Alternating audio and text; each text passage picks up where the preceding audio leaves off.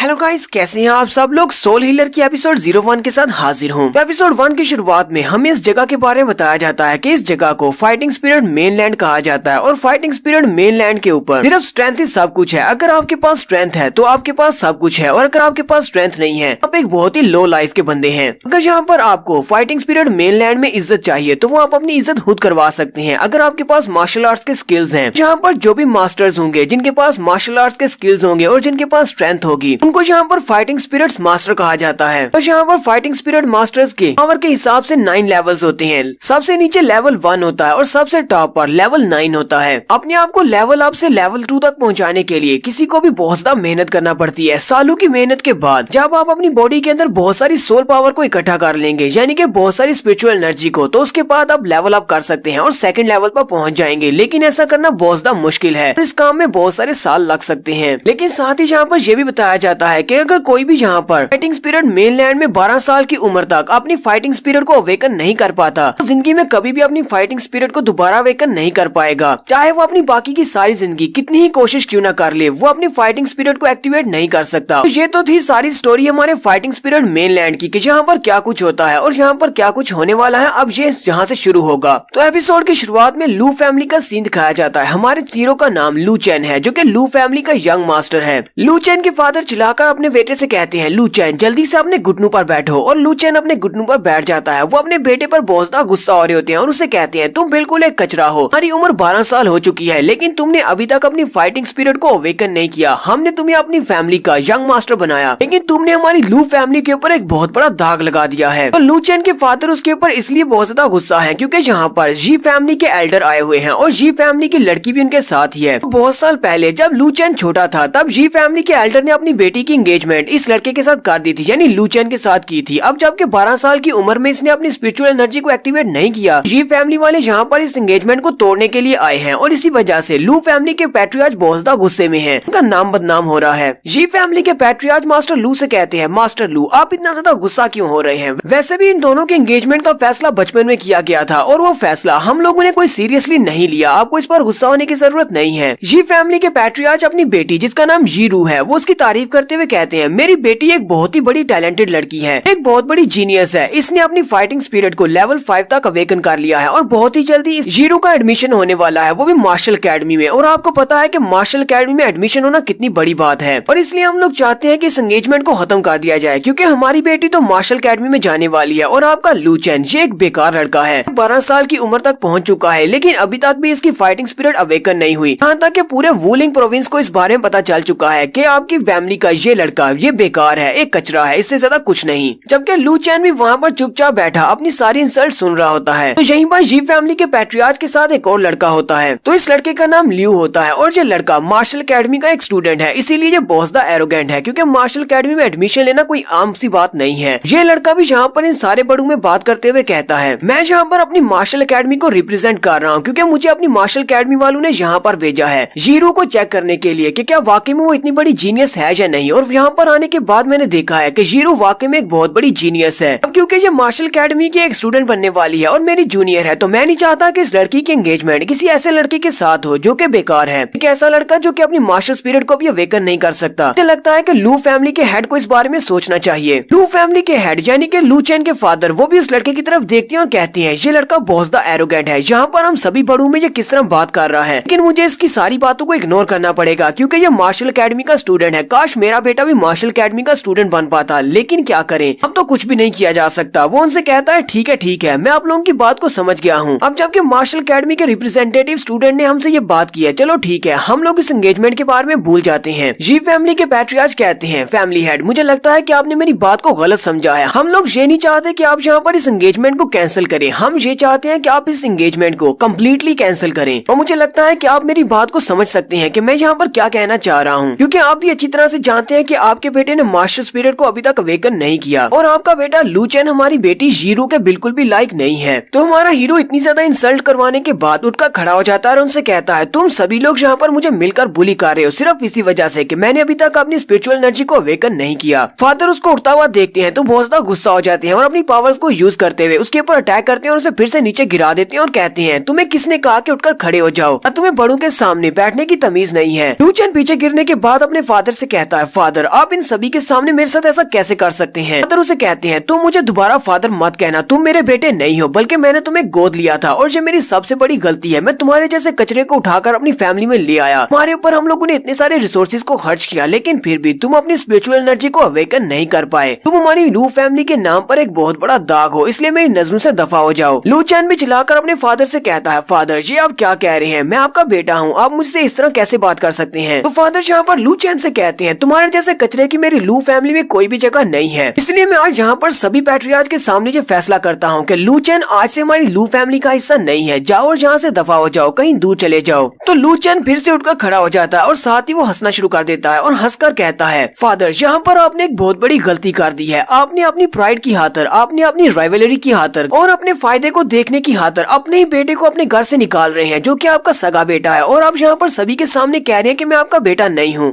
Father उसे कहते हैं ये बात तुम अच्छी तरह से जानते हो कि फाइटिंग स्पिरिट मेनलैंड के ऊपर सिर्फ स्ट्रेंथ ही सब कुछ है। अगर तुम्हारे पास स्पिरिचुअल एनर्जी नहीं है तो तुम किसी भी काम के नहीं हो। यहाँ पर हमेशा ही स्ट्रॉन्ग कमजोर का शिकार करते हैं, इसलिए तुम्हें यहाँ पर किसी को भी ब्लेम देने की जरूरत नहीं है। अगर तुम्हें किसी को ब्लेम देना है तो अपने आप को देना चाहिए कि तुम अभी तक कल्टीवेशन को क्यों नहीं एक्टिवेट कर पाए। जी फैमिली के लोग भी इसी तरह भी देख रहे होते हैं कि ये दोनों बाप बेटा अब कौन सा डिसीजन लेने वाले हैं। जबकि लू फैमिली के कुछ नौकर वहाँ पर खड़े आपस में बातें कर रहे होते हैं। एक नौकर दूसरे से कहता है मुझे तो इस बारे में पता ही नहीं था कि मास्टर लू ने मास्टर लू चैन को यहाँ पर गोद लिया हुआ है, तो लगा था कि ये इनका अपना बेटा है। दूसरा उसे कहता है हाँ इसी वजह से हमारे पैट्रियार्च इतने ज्यादा गुस्से में है, क्योंकि उन्होंने लू चैन के ऊपर अपने बहुत सारे रिसोर्सेज को खर्च किया है और अपने बेटे को यंग मास्टर का ओहदा भी दिया था, लेकिन ये तो बिल्कुल कचरा निकला। पिछले 12 सालों से लू फैमिली के हेड इस लड़के को पाल पोस कर बड़ा कर रहे हैं, लेकिन ये लड़का उनके लिए कुछ भी नहीं कर सका। लू चैन के फादर जी फैमिली के पैट्रियार्च से कहते हैं तो अब क्या तुम खुश हो? मुझे लगता है कि तुम भी ऐसे ही चाहते थे। अब जबकि हमारी लू फैमिली में कोई भी यंग मास्टर नहीं रहा जिसका नाम लू चैन हो, तो फिर यहाँ पर मैरिज का तो सवाल ही नहीं उठता। हमारी बेटी की और इस लू चैन की एंगेजमेंट कैंसिल हो गई है। और साथ ही लू चैन के फादर दूसरी तरफ घूम जाते हैं। उसी वक्त जीरो आगे बढ़ती है। जीरो अपने हाथ में छोटा सा बॉक्स लेकर जाती है जिसके अंदर एक हीलिंग पिल रखी होती है। उस हीलिंग पिल को लू चैन के सामने करते हुए कहती है इसके अंदर एक हीलिंग पिल रखी हुई है, इसको खा लो, तुम्हारे वुंड्स हील हो जाएंगे। लेकिन लू चैन उसके हाथ से उस हीलिंग पिल वाले बॉक्स को नीचे गिरा देता और कहता है मुझे तुम्हारी सिंपैथी की जरूरत नहीं है। जीरो भी देखकर काफी ज्यादा हैरान हो जाती है।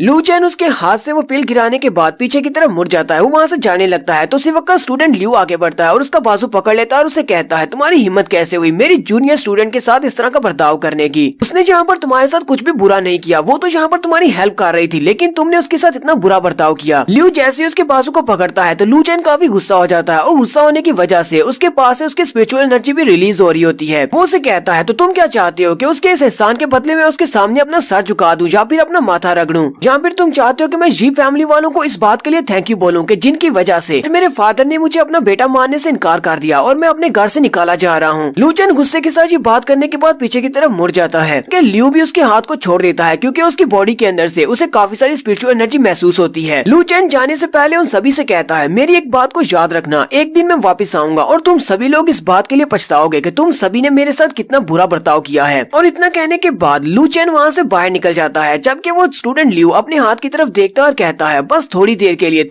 लिए मुझे ऐसा महसूस हुआ जैसे कि उस लड़के की बॉडी के अंदर बहुत सारी स्पिरिचुअल एनर्जी है। ये बहुत ज्यादा हैरान है, हालांकि उस लड़के ने अभी तक अपनी स्पिरिचुअल एनर्जी को अवेकन नहीं किया। लू चैन को उसके घर से निकाल दिया गया है और वो बाहर गलियों में घूमता फिर रहा है। बारिश हो रही है, वहीं पर उसे एक टेम्पल दिखाई देता है। वो उस टेम्पल के अंदर चला जाता है और वहीं पर बैठकर दोबारा से अपने आप को कल्टीवेट करने की कोशिश करता है। वो चाहता है कि उसकी स्पिरिचुअल एनर्जी अवेकन हो जाए। लू चैन कहता है तो मेरे फादर के कहने के मुताबिक मैं अडॉप्टेड हूँ, उन्होंने मुझे अडॉप्ट किया है यानी गोद लिया है, लेकिन ऐसा कैसे हो सकता है? और वाकई में उन्होंने मुझे गोद लिया है तो इसका मतलब तो यही है कि वो मेरे फादर नहीं है, इसलिए हम दोनों में फादर सन का कोई रिश्ता भी नहीं है। मुझे उनके लिए बुरा फील करने की क्या जरूरत है? साथ ही उसे अपने फादर की बात याद आती है। फादर उसे कहते हैं तुम्हें इस सब के लिए खुद को ब्लेम करना चाहिए कि तुम अभी तक अपनी फाइटिंग स्पिरिट को अवेकन क्यों नहीं कर पाए। लू चैन फिर से कोशिश करता है और कल्टीवेट करते हुए कहता है मैं तुम सभी लोगों को दिखा दूंगा कि मैं कचरा नहीं हूँ, मैं भी अपनी फाइटिंग स्पिरिट को अवेकन कर सकता हूँ। और वो बहुत ज्यादा गुस्से में होता है। आसमान के ऊपर बिजलियां चमक रही होती हैं और यहाँ पर टेम्पल के अंदर बैठकर वो अपनी कल्टीवेशन को बढ़ाने की कोशिश कर रहा है ताकि वो अपनी फाइटिंग स्पिरिट को एक्टिवेट कर सके। लू चैन अपनी सोल पावर को एक्टिवेट करता है। लू चैन कहता है हर बार मैं यहाँ पर आकर फेल हो जाता हूँ, मैं अपनी सोल पावर को एक्टिवेट करता हूँ लेकिन लेवल अप नहीं कर पाता, यानी मैं अपनी फाइटिंग स्पिरिट को अवेकन नहीं कर पाता। लू चैन कहता है लेकिन इस बार मुझे ये करना पड़ेगा, मुझे उन सभी को दिखाना है कि मैं कचरा नहीं हूँ। इस वक्त मेरी सोल अनप्रोटेक्टेड है, तो यहाँ पर मैंने अपनी सारी सोल पावर को एक्टिवेट करने के बाद लेवल अप नहीं किया, फिर हो सकता है कि मेरी सोल यहीं पर एक्सप्लोड हो जाए और मैं मर भी सकता हूँ। लेकिन मैं रिस्क लूंगा। उसे बार बार अपने फादर की और जी फैमिली के पैट्रियार्च की बातें याद आती हैं, जो उसे कहते हैं कि तुम कचरा हो, तुम हमारी लू फैमिली के नाम पर एक दाग हो, तुम्हारी लू फैमिली में तुम्हारे जैसे कचरे की कोई भी जगह नहीं है, इसलिए यहाँ से दफा हो जाओ। लू चैन चिल्लाकर कहता है मैं कचरा नहीं हूँ, मैं यहाँ पर इस चांस को जरूर लूंगा, चाहे यहाँ पर एंड पर मैं मारी क्यों न जाऊँ, तो आज मैं मरूंगा या फिर मेरी फाइटिंग स्पिरिट एक्टिवेट होगी। लू चैन चिल्लाकर कहता है मेरा नाम लू चैन है, मैं कोई कचरा नहीं हूँ। ऊपर की तरफ देखते हुए एक जबरदस्त चीख मारता है। उसी वक्त आसमान से बिजली गिरती है और वो सीधी आकर उसके ऊपर गिरती है। उसकी सोल पावर के साथ मिक्स होने के बाद वो वहीं पर बेहोश होकर गिर जाता है। बाद आसमान साफ हो जाता है और बादल भी रुक जाते हैं। लू चैन वहीं पर बेहोश पड़ा होता है। लू चैन के हाथ के ऊपर फाइटिंग स्पिरिट निकली होती है। वो कहता है क्या ये मेरी फाइटिंग स्पिरिट है? लगता है कि मैंने ब्रेक थ्रू कंप्लीट कर लिया है, लेकिन ये तो बहुत ही अजीब बात है कि अब तो मुझे मेरी फैमिली ने भी घर से निकाल दिया है। मेरी फैमिली के मुझे घर से निकालने के बाद मेरी किस्मत इतनी अच्छी कैसे हो गई कि यहाँ पर अचानक मैंने अपने आप को लेवल अप कर लिया और मेरी फाइटिंग स्पिरिट अवेकन हो गई है। और फिर साथ ही वो वहीं पर बेहोश हो जाता है।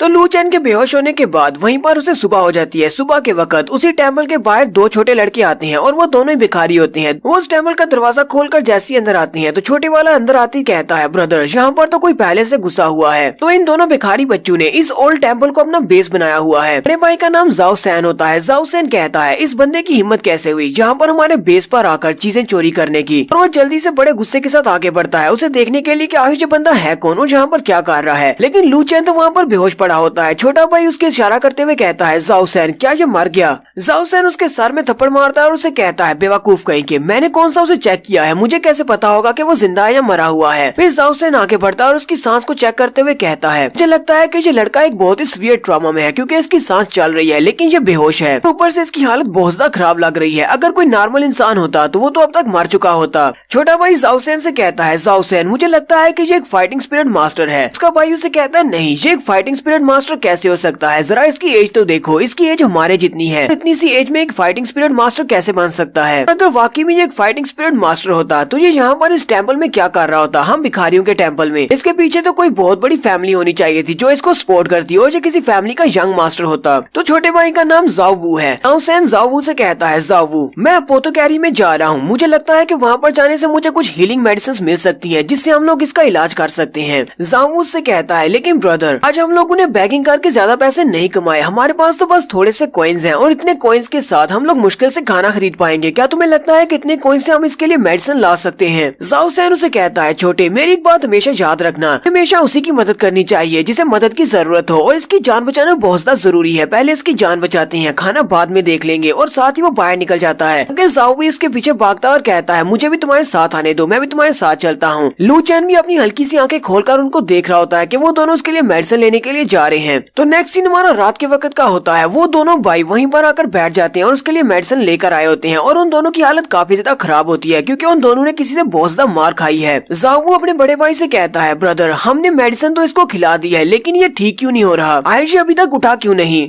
जाओ सैन उसे कहता है मुझे लगता है कि ये बहुत ही बुरी तरह से इंजर्ड है, इसी वजह से मुझे लगता है कि इसकी रिकवरी बहुत ही आहिस्ता से होगी, इसको किस्मत पर छोड़ देते हैं। इसी वक्त उस टेम्पल के बाहर का सीन भी दिखाते हैं जहाँ से बिजली गिरी थी। वहाँ पर सुराख होता है और उस सुराख के अंदर से बहुत सारी फाइटिंग स्पिरिट बाहर निकल रही होती है और यही ग्रीन कलर की फाइटिंग स्पिरिट ये हमारे हीरो की फाइटिंग स्पिरिट है। चैन जो कि वहाँ पर बेहोश पड़ा होता है, वहीं पर बेहोश पड़े पड़े उसकी बॉडी ग्रीन कलर की फाइटिंग स्पिरिट से कवर हो जाती है। तो दोनों भिखारी बच्चे भी ये देखकर बहुत ज्यादा हैरान हो जाती हैं और कहती हैं अब यहाँ पर क्या हो रहा है। लू चैन की बॉडी जैसे ही उस फाइटिंग स्पिरिट के साथ कवर होती है, लू चैन अपने स्पिरिचुअल सी के अंदर चला जाता है। अपने स्पिरिचुअल सी के अंदर जाने के बाद उसके पास उसकी एनर्जी आती है जो उसकी अपनी स्पिरिचुअल एनर्जी है और उसका कलर ग्रीन होता है। लू चैन अपने हाथ को आगे बढ़ाता है और अपनी एनर्जी को पकड़ने की कोशिश करता है और कहता है क्या ये है, क्या ये स्पिरिचुअल एनर्जी है, क्या ये मेरी स्पिरिचुअल एनर्जी है? लगता है कि मैंने अपनी फाइटिंग स्पिरिट को अवेकन कर लिया है। तो यहाँ पर हमारा कहानी सुनाने वाला आ जाता है और उन फाइटिंग स्पिरिट्स के कलर्स के बारे में बताता है या फिर ऐसा कह लें कि फाइटिंग स्पिरिट्स की टाइप्स के बारे में बताता है। कहानी सुनाने वाला कहता है फाइटिंग स्पिरिट मेनलैंड के ऊपर 4 तरह की फाइटिंग स्पिरिट्स एनर्जीज होती हैं और वो चारों beast type, weapon type, plant type और उनमें से चौथी मिस्टिकल एलिमेंटल टाइप होती है। तो जो बीस्ट टाइप की एनर्जी होती है उसमें मेनली इंसान को बहुत ज्यादा स्ट्रेंथ मिलती है और जो वेपन टाइप की होती है उससे कोई भी भी अपने वेपन के ऊपर अपनी स्पिरिचुअल एनर्जी को यूज करके स्पिरिचुअल वेपन्स बना सकता है। और प्लांट टाइप की एनर्जी को हीलिंग के लिए यूज किया जाता है और वो ग्रीन कलर की होती है। जबकि चौथी टाइप की जो एनर्जी होती है वो एलिमेंटल होती है, यानी कि उसमें आप लोग फायर वाटर को यूज कर सकते हैं, किसी भी एलिमेंट को, जो बहुत ज्यादा रेयर होती है। कहानी सुनाने वाला कहता है पहली तीनों एनर्जीज तो बहुत ज्यादा कॉमन है। यहाँ पर फाइटिंग स्पिरिट मेनलैंड में बहुत सारे ऐसे मास्टर्स हैं जिनके पास ये तीनों फाइटिंग स्पिरिट्स हैं, लेकिन चौथी टाइप की फाइटिंग स्पिरिट को ढूंढना तो भूसे के अंदर गिरी हुई सुई को ढूंढने के बराबर है। लू चेन अपनी फाइटिंग एनर्जी के कलर को देखकर कहता है मुझे लगता है कि मेरी फाइटिंग स्पिरिट प्लांट टाइप की है, लेकिन जिस तरह ये बेजोर्क होकर निकल रही है तो बीस्ट टाइप की लग रही है, क्योंकि प्लांट टाइप की एनर्जी होती तो ग्रीन कलर की है, लेकिन फिर भी मैंने कभी भी पहले इस तरह की प्लांट टाइप की एनर्जी नहीं देखी। ये तो बाकी सभी से थोड़ी बहुत डिफरेंट है। लू चेन इस बात से काफी ज्यादा हैरान होता है और कहता है यहाँ पर कुछ तो गलत है, मुझे समझ क्यों नहीं आ रही कि ये कौन सी फाइटिंग स्पिरिट है। और साथ ही लू चेन अपनी बॉडी की तरफ देखता है और कहता है और ऊपर से मेरी बॉडी के ऊपर जितने भी जख्म थे वो सारे के सारे हील हो चुके हैं। मेरी सोल जो कि टूट चुकी थी वो भी दोबारा से हील हो गई है। कहीं ये सब कुछ मेरी स्पिरिचुअल एनर्जी ने तो नहीं किया। फिर लू चेन अपनी स्पिरिचुअल एनर्जी को अपनी हाथ पे रखता है और साथ ही उसे अपनी बॉडी के अंदर इनहेल कर लेता है और वो सारी की सारी फाइटिंग स्पिरिट उसकी बॉडी के अंदर चली जाती है और उसकी बॉडी के अंदर एब्जॉर्ब हो जाती है और उसकी बची कुची बॉडी भी दोबारा से हील हो जाती है। और साथ ही रियल वर्ल्ड में वो अपनी आंखें खोलता है। वो दोनों भिखारी लड़के भी देखकर काफी खुश हो जाते हैं। उन्हें लगता है कि उनकी मेडिसिन ने काम कर दिया। जाओ सैन उसे कहता है लड़के क्या तुम ठीक हो, चलो जल्दी से उठ जाओ। तो कह रहा तुम्हें होश आ गई, हम काफी परेशान हो गए थे। लू चेन उन दोनों भाइयों से कहता है क्या तुम दोनों ने मेरी जान बचाई है। छोटा भाई उसे कहता है हाँ तो और तुम्हारी जान कौन बचाएगा, क्या हम दोनों के अलावा तुम्हें यहाँ पर कोई और दिखाई दे रहा है। मेरे बड़े भाई ने जाकर तुम्हारे लिए मेडिसिन लाई है, हम तुम्हें मेडिसिन नहीं देते तो अब तक तो तुम मर चुके होते। जाओ सैन के हाथ में एक राइस बॉल होता है। वो राइस बॉल को उसके सामने करते हुए कहता है तुम्हें भूख लगी होगी, चलो जल्दी से इसको खा लो। ये बात इम्पोर्टेंट नहीं है कि यहाँ पर तुम्हारी जान किसने बचाई है, हम तो इसी बात से काफी खुश है कि तुम ठीक हो। लू चेन उनकी तरफ देखकर सोच रहा होता है मुझे तो लगा था कि ये कोई असैसिन्स हैं जिन्हें मेरी लू फैमिली ने भेजा होगा मुझे मारने के लिए, ताकि उनकी फैमिली के ऊपर जो दाग लगा है वो कम्प्लीटली मिट सके। कि ये दोनों तो यहाँ पर लगता है गली में मांगने वाले हैं। ये दोनों तो भिखारी लगते हैं। ये भिखारी तो बहुत ज्यादा अच्छी हैं। ये तो अपनी जान को भी दांव पर लगाकर मुझे बचाना चाहते हैं और लगता है कि इन दोनों ने मार भी मेरी वजह से खाई है।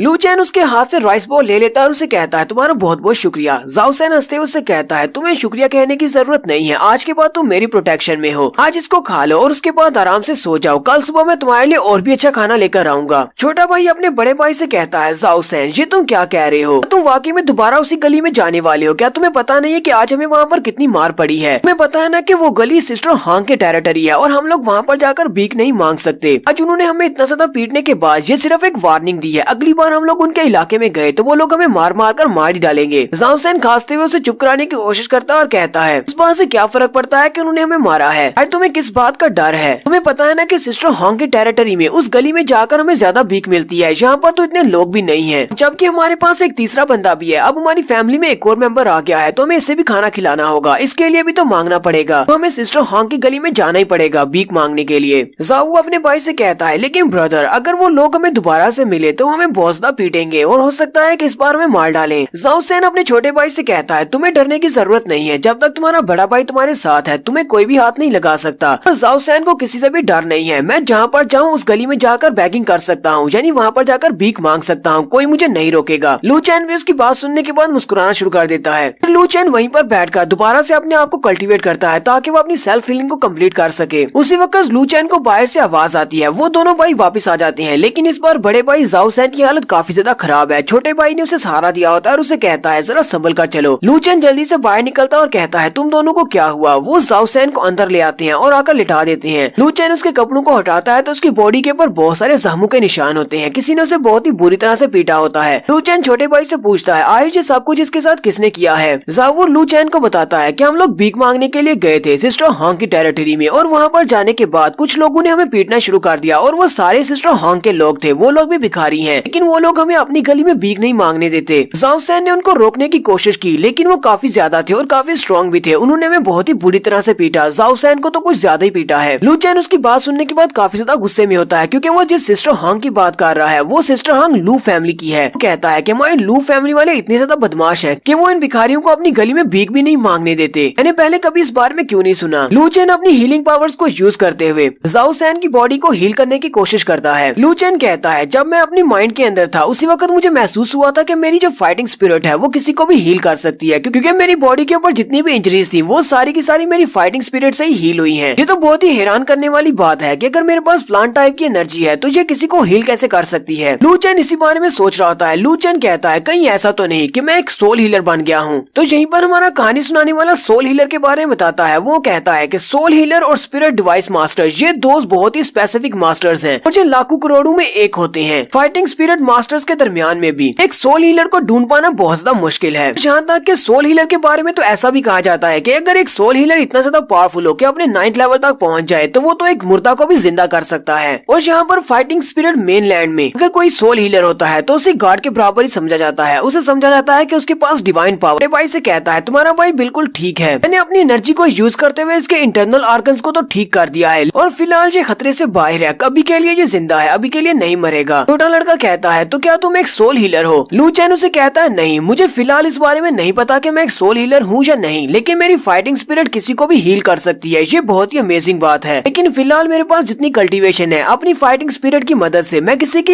एक्सटर्नल इंजरीज को ही हील कर सकता हूँ। मुझसे जितना हो सकता था मैंने उतना तो कर दिया है, लेकिन इसकी बहुत सारी हड्डियां टूट चुकी हैं। अगर इसको कम्प्लीटली हील करना है तो हमें ब्रोकन बोन पिल चाहिए होगी। इसकी मदद के बिना हम लोग इसकी हड्डियों को दोबारा नहीं जोड़ पाएंगे। ज़ांग वो ब्रोकन बोन पिल का सुनते ही रोना शुरू कर देता है और कहता है ब्रोकन बोन पिल तो बहुत ज्यादा महंगी होती है। मेरे जैसा मांगने वाला अगर सारी जिंदगी भी मांगता रहेगा तभी ब्रोकन बोन पिल को नहीं खरीद पाएगा। अब मुझे ये ब्रोकन बोन पिल कहाँ से मिलेगी? मेरा भाई तो मर जाएगा। लू चेन छोटे भाई की तरफ देखता है तो वो बहुत ज्यादा रो रहा होता है और फिर वो ज़ाओ सैन की तरफ देखता है तो उसकी हालत काफी ज्यादा खराब होती है। लू चेन कहता है लगता है कि मुझे इनके लिए कुछ करना पड़ेगा। वो उठकर खड़ा हो जाता है और कहता है तुम दोनों की ये हालत मेरी वजह से हुई है, क्योंकि तुम दोनों उस गली में मांगने के लिए मेरी वजह से गए थे ताकि तुम लोग मुझे अच्छा खाना दे सको। मैं तुम्हारे भाई के लिए ब्रोकन बोन पिल लेकर आऊंगा। और लू चेन उसे इतना कहने के बाद वहाँ से बाहर निकल जाता है। लू चेन अपने एक पुराने दोस्त से मिलने के लिए आ रहा है जो कि किंग फेंग हाउस में रहता है। यहीं पर हमारा next scene Qing Feng house का दिखाया जाता है, जहाँ पर उसका दोस्त अपने दो दोस्तों के साथ बैठा होता है। उसके साथ उसके दो दोस्त बैठे होते हैं। एक लू फैमिली का यंग मास्टर है और एक मू फैमिली का यंग मास्टर है, जबकि लू चेन के दोस्त का नाम वू यांग होता है, यानी कि वो वू फैमिली का यंग मास्टर है। वू यांग अपने दोनों दोस्तों से कहता है ब्रदर मू ब्रदर वू तुम दोनों यहाँ पर क्या कर रहे हो? मैं तो काफी ज्यादा हैरान हूँ, तुम लोग मुझसे अचानक क्यों मिलने के लिए आए हो? तो लू कुन उसे कहता है क्या तुमने जी फैमिली के पैट्रियार्च की बेटी जीरू के बारे में सुना है? मैंने सुना है कि उसकी कल्टीवेशन बेस बहुत ज्यादा अच्छी है और वो अभी से अपने 5th लेवल पर है और साथ ही उसे मार्शल अकेडमी में भी ज्वाइन करने का मौका मिल रहा है। मैंने सुना है कि उसके पास एक बहुत ही हाई क्वालिटी की वेपन टाइप की फाइटिंग स्पिरिट है। मूली उसे कहता हाँ मैं भी तुम्हें इसी बारे में बताने वाला हूँ। जीरू बहुत ही टैलेंटेड लड़की है और साथ ही वो बहुत ज्यादा खूबसूरत भी है, यहाँ तक कि मार्शल अकेडमी वालों ने उसके टैलेंट्स को देखते हुए उसे मार्शल अकेडमी में एडमिशन देने का सोचा है। बहुत ही जल्दी वो मार्शल अकेडमी में जाने वाली है। इसकी वजह से हमारे वुलिंग प्रोविंस में जितनी भी बड़ी फैमिलीज हैं उन सभी को काफी ज्यादा नुकसान हो रहा है, क्योंकि वो इकलौती लड़की है जो कि मार्शल अकेडमी में जाने वाली है और हमारी फैमिली में से कोई भी ऐसा यंग मास्टर नहीं है जो कि मार्शल अकेडमी में जा सके। वो लड़की काफी ज्यादा खूबसूरत भी है और अगर हम में से कोई उस लड़की को पटा लेता है हमारा फ्यूचर बहुत ज्यादा अच्छा हो जाएगा। वू यांग उन दोनों की बातें सुनने के बाद सोच रहा होता है मुझे लगता है कि ये दोनों यहाँ पर मुझसे इसीलिए बात करने के लिए आए हैं, मैं भी इन दोनों के साथ मिल जाऊँ। इन दोनों फैमिलीज ने आपस में हाथ मिला लिया है ताकि ये फैमिली से निमट सके, साथ ही ये हमारी फैमिली को भी इस सब में खींचना चाहते हैं। लगता है कि इन सभी का कोई ना कोई प्लान है। वू यांग अपने दोनों दोस्तों से कहता है तुम लोग तो अच्छी तरह से जानते हो कि मेरी फैमिली एक बिजनेस टाइप की फैमिली है, हम लोग इस तरह के काम नहीं करते, हमें मार्शल आर्ट्स में इतनी ज्यादा दिलचस्पी नहीं है। इसी वक्त एक नौकरानी अंदर आती है और वो सीधी आकर वू यांग के कान में बताती है कि तुम्हारा दोस्त लू चेन यहाँ पर आया हुआ है और कमरे में तुम्हारा इंतजार कर रहा है। वो लू चेन का नाम सुनते ही जल्दी से उठकर खड़ा हो जाता है और अपने दोनों दोस्तों को छोड़कर लू चेन से मिलने के लिए चला जाता है। लू चेन उसके रूम में खड़ा होता है। वो जल्दी से अंदर आता है और उसे कहता है लू चेन तुम अभी तक जिंदा हो, मुझे तो लगा था कि तुम्हें घर से निकालने के बाद इन लोगों ने तुम्हें मरवा दिया होगा, लेकिन मैं तुम्हें जिंदा देखकर काफी खुश हुआ हूँ। लू चेन अपने दोस्त से कहता है वू यांग मैं यहाँ पर तुमसे कुछ मांगने के लिए आया हूँ, अब मुझे मना मत करना। वू यांग उसकी बात सुनने के बाद हंसना शुरू कर देता है और कहता है तुम मेरे दोस्त हो और ऐसी क्या इंपॉर्टेंट चीज है जिसके लिए तुम्हें यहाँ पर मांगने का लफ्ज यूज करना पड़ा। लू चेन उसे कहता है मैं चाहता हूँ कि तुम मुझे अपने पास से फाइटिंग स्पिरिट हैंड बुक्स दो, क्योंकि तुम्हारी वू फैमिली ने अपनी कलेक्शन के अंदर रखी हुई है। मुझे वो हैंड बुक्स चाहिए जिनके अंदर फाइटिंग स्पिरिट्स के बारे में लिखा हुआ है और साथ ही मुझे एक ब्रोकन बोन पिल भी चाहिए। वू यांग उसे कहता है तुम्हें ये बात अच्छी तरह से पता होगी कि मेरी वू फैमिली के अंदर जितने भी फाइटिंग स्पिरिट हैंड बुक्स हैं वो सारी की सारी बहुत ज्यादा स्पेशल हैं और वुलिंग प्रोविंस में तुम्हें इस तरह की बुक्स और कहीं पर भी नहीं मिलेंगी। तो ये सारे की सारी इन्फॉर्मेशन मेरी वू फैमिली ने खुद इकट्ठी की है। तो ब्रोकन बोन पिल काफी ज्यादा महंगी है और एक रेयर एलिक्सर है, लेकिन मैंने एक बात सुनी है कि तुम अपनी फाइटिंग स्पिरिट को अवेकन नहीं कर पाए, इसी वजह से तुम्हारे बाप ने तुम्हें घर से निकाल दिया और तुम्हें अपना बेटा मानने से भी इनकार कर दिया है। अगर तुम अपनी फाइटिंग स्पिरिट को अवेकन नहीं कर पाए तो तुम्हें वो हैंड बुक्स किस लिए चाहिए? लू चेन उसकी बात सुनने के बाद काफी गुस्सा आता है और उसे कहता है तुम्हें क्या लगता है कि मैं लू फैमिली को छोड़कर जिंदा नहीं रह सकता? क्या लू फैमिली मेरे मेरे लिए सब कुछ थी। अगर लू फैमिली वाले मुझे कचरा समझते हैं तो क्या अब तुम भी मुझे कचरा समझोगे? तुम तो मेरे बेस्ट फ्रेंड हो। वू जोंग हंसते हुए से कहता है, ब्रदर लू तुम तो गुस्सा कर गए, जहाँ पर तुम्हें ओवर रिएक्शन देने की जरूरत नहीं है, मैंने तो बस कुछ अफवाहें सुनी थी। लू चैन उसे कहता है, मुझे लगता है कि तुम भी बाकी सभी की तरह मुझे बेकार समझते हो। चलो ठीक है, मैं तुम्हें दिखाता हूँ कि मैं आखिर कितने लायक हूँ। और साथ ही वो उसे जोर से धक्का देता है, पीछे दीवार के साथ पटक देता है। उसका दोस्त पीछे दीवार के साथ पटकता है और साथ ही उठने के बाद गुस्से के साथ उसे कहता है, क्या तुम यहाँ पर मुझे मारना चाहते हो? और सिर्फ इसी वजह से कि मैंने तुम्हें ब्रोकन बोन पिल और हैंडबुक्स नहीं दी। लू चैन साथ ही अपनी हीलिंग पावर्स को एक्टिवेट करता है और उसे हील करना स्टार्ट करता है। पहले जो कि उसका दोस्त गुस्सा हो रहा था वो वहीं पर शांत हो जाता है और कहता है, ये क्या, मेरी तो सारी इंजरीज हील हो गई हैं। फिर वो लू चैन की तरफ देखता है, क्या है ये स्पिरिचुअल एनर्जी कहाँ से निकल रही है? वो उसे कहता है, ब्रदर लू क्या तुमने अपनी स्पिरिचुअल एनर्जी को अवेकन कर लिया? ये तुम्हारी स्पिरिचुअल एनर्जी है और तुम्हारी स्पिरिचुअल एनर्जी को देखकर तो लगता है कि तुम एक सोल हीलर बन गए हो। लू चैन कहता, हाँ मैंने अपनी स्पिरिचुअल एनर्जी को एक्टिवेट कर लिया है, लेकिन मुझे ये नहीं पता कि मैं एक सोल हीलर हूँ या नहीं, लेकिन मेरी एनर्जीज किसी को भी हील कर सकती हैं। और वैसे भी ये कोई बड़ी बात नहीं है, मेरे पास जितनी भी सोल एनर्जी थी वो सारी की सारी वेस्ट हो गई, सिर्फ लेवल 2 तक ही मैं अपने आप को लेवल अप कर सका हूँ। वू जोंग उसे कहता है, तुम्हारे बारे में जितनी भी अफवाहें थी कि तुम बेकार हो, तुम एक कचरा हो, वो सारी गलत है। तुम अभी सिर्फ 12 साल के हुए हो और अभी तक तुमने अपनी फाइटिंग स्पिरिट को लेवल 2 तक पहुंचा लिया है। तुम तो वाकई में एक बहुत बड़े जीनियस हो। मुझे लगता है कि तुम्हारे लू फैमिली वाले पागल हैं या फिर बहुत बड़े बेवकूफ हैं जो उन्होंने तुम्हें घर से निकाल दिया। तुम्हारे जैसा जीनियस तुम्हारे वूलिंग प्रोविंस में और कोई भी नहीं है। तो ऊपर से हो सकता है कि तुम फ्यूचर में एक सोल हीलर बन जाओ, तुम्हारे पास डिवाइन पावर्स हैं। तुम्हारे लू फैमिली वाले तुम्हें इस्तेमाल करते हुए अपनी लू फैमिली को ऊंचाइयों तक पहुंचा सकते थे। लू चैन अपने दोस्त को बताता है कि मेरी लू फैमिली को अभी तक इस बारे में नहीं पता। उन्होंने जब मुझे घर से निकाला था तब मैंने अपनी फाइटिंग स्पिरिट को अवेकन नहीं किया था। वू जोंग हंसते हुए उससे कहता है, अगर तुम्हारी लू फैमिली को इस बारे में नहीं पता और तुम्हारी लू फैमिली ने तुम्हें घर से निकाल दिया है तो क्यों ना तुम मेरी वू फैमिली को ज्वाइन कर लो, मेरे भाई बन सकते हो। लू चैन उसे कहता है, तुम्हारी इस बात का क्या मतलब है? मैं तुम्हारी फैमिली को ज्वाइन क्यों करूंगा? वू जोंग उसे कहता है, लगता है कि तुम्हें अभी इस बारे में नहीं पता, बहुत ही जल्दी यहाँ पर एक अकेडमी वाले आ रहे हैं एडमिशंस के लिए। हालांकि वो मार्शल अकेडमी वाले नहीं है, लेकिन मार्शल अकेडमी से कम भी नहीं है। तुमने सुना होगा मार्शल अकेडमी के बाद एक दूसरी अकेडमी बनी थी जिसका नाम फर्स्ट अकेडमी है। फर्स्ट अकेडमी मार्शल अकेडमी के बाद बनी थी, लेकिन वो भी मार्शल अकेडमी से किसी तरह भी कम नहीं है। मार्शल अकेडमी से कुछ जज बहुत ही जल्दी यहाँ पर हमारे वूलिंग प्रोविंस में आने वाले हैं। उन्होंने कहा है कि वो यहाँ हमारे वूलिंग प्रोविंस में बच्चों का टेस्ट लेंगे और सिर्फ 3 ही बच्चों को अपनी अकेडमी में एडमिशन देंगे। तुम्हारे टैलेंट को देखकर तो लगता है कि उन 3 बच्चों में तुम भी अपनी जगह बना सकते हो। मैं चाहता हूँ कि तुम भी उस दिन जाकर टेस्ट दो, हो सकता है कि तुम्हारा भी एडमिशन हो जाए फर्स्ट अकेडमी में। लू चैन भी उसकी बात सुनकर काफी हैरान होता है और कहता है, तुम्हारे कहने का क्या मतलब है? फर्स्ट अकेडमी जो कि मार्शल अकेडमी के बाद बनी थी और टियांडो रीजन में बहुत ही पावरफुल अकेडमी है और बहुत ज्यादा फेमस भी है। मार्शल अकेडमी के बाद उसका 2nd नंबर है।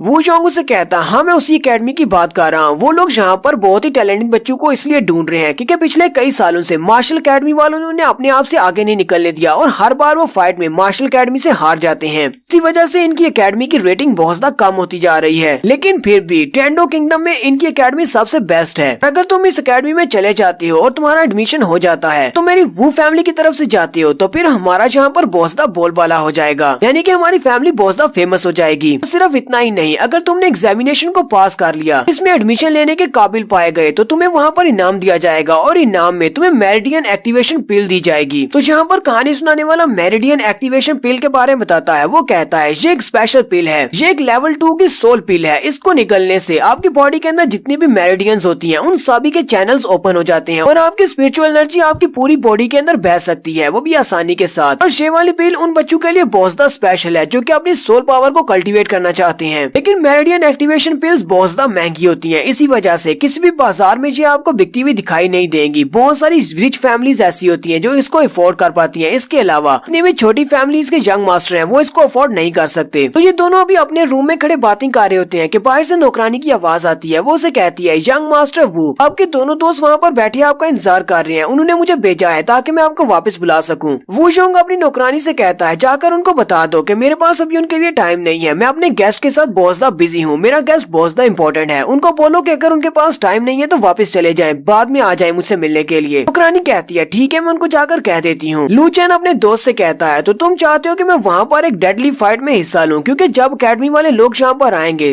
सीट सिर्फ 3 है और यहाँ पर बहुत सारे ऐसे यंग मास्टर्स हैं जो कि उस सीट को हासिल करने के लिए आपस में फाइट करेंगे और बहुत सारे ऐसे यंग मास्टर होंगे जो इस फाइट के दौरान मारे जाएंगे। तो मेरा फिलहाल मरने का कोई इरादा नहीं है और ना ही तुम्हारी फैमिली को ज्वाइन करने का। मुझे जो चीजें चाहिए वो वो मुझे दे दो। वो यांग उसे कहता है अच्छा ठीक है, अगर तुम्हारा इरादा बदले तो वापस मेरे पास आ जाना। और साथ ही वो ताली बजाता है और नौकर से कहता है मास्टर लू चैन ने जो कुछ भी कहा है वो सारी चीजें ले आओ। और थोड़ी देर के बाद नौकर अपने हाथ में एक ट्रे लेकर आता है जिसके अंदर एक हैंडबुक रखी होती है और उसके साथ ही ब्रोकन बोन पिल भी रखी होती है। लू चैन उन दोनों चीजों को उठा लेता है और अपने दोस्त से कहता है तुम्हारा बहुत बहुत शुक्रिया, अब मैं यहाँ से जा रहा हूँ। उसका दोस्त उसे कहता है तुम्हें मेरा शुक्रिया कहने की जरूरत नहीं है, तुम्हें पता है कि तुम मेरे बहुत ही अच्छे दोस्त हो, तुम्हारी दोस्ती के बदले में इतना तो मैं कर ही सकता हूँ। फ्यूचर में मुझे अपने साथ याद रखना जब तुम एक बहुत ही अच्छे सोल हीलर बन जाओगे। और साथ ही उसका दोस्त अपने पास एक थैली निकालता है, उस थैली के अंदर 100 गोल्ड कॉइन्स होती हैं। वो उसे कहता है ये 100 गोल्ड कॉइन्स हैं, ये भी तुम अपने पास रख सकते हो। लू चैन उसे कहता है मैं लू चैन तुम्हारे इस एहसान को याद रखूंगा, जब मैं एक महान मास्टर बन जाऊंगा तो तुम्हारे इस एहसान का बदला जरूर चुकाऊंगा। इतना कह के लू चैन वहाँ से वापस चला जाता है। तो उसका नौकर जो कि वो चीजें लेकर आया होता है वो उससे कहता है यंग मास्टर आपने ऐसा क्यों किया? आप ये बात अच्छी तरह से जानते हैं कि इस लड़के को इसकी लू फैमिली ने घर से निकाल दिया है और पूरे वूलिंग प्रोविंस ने सभी को पता है कि ये लड़का बेकार है, सिर्फ कचरा है और कुछ भी नहीं। और इसके अलावा मुझे लगता है कि आपके वो दोनों दोस्त जो कि इस वक्त दूसरे रूम में बैठे हैं उन्हें इस बारे में पता चल गया तो वो दोनों आपसे नाराज हो जाएंगे।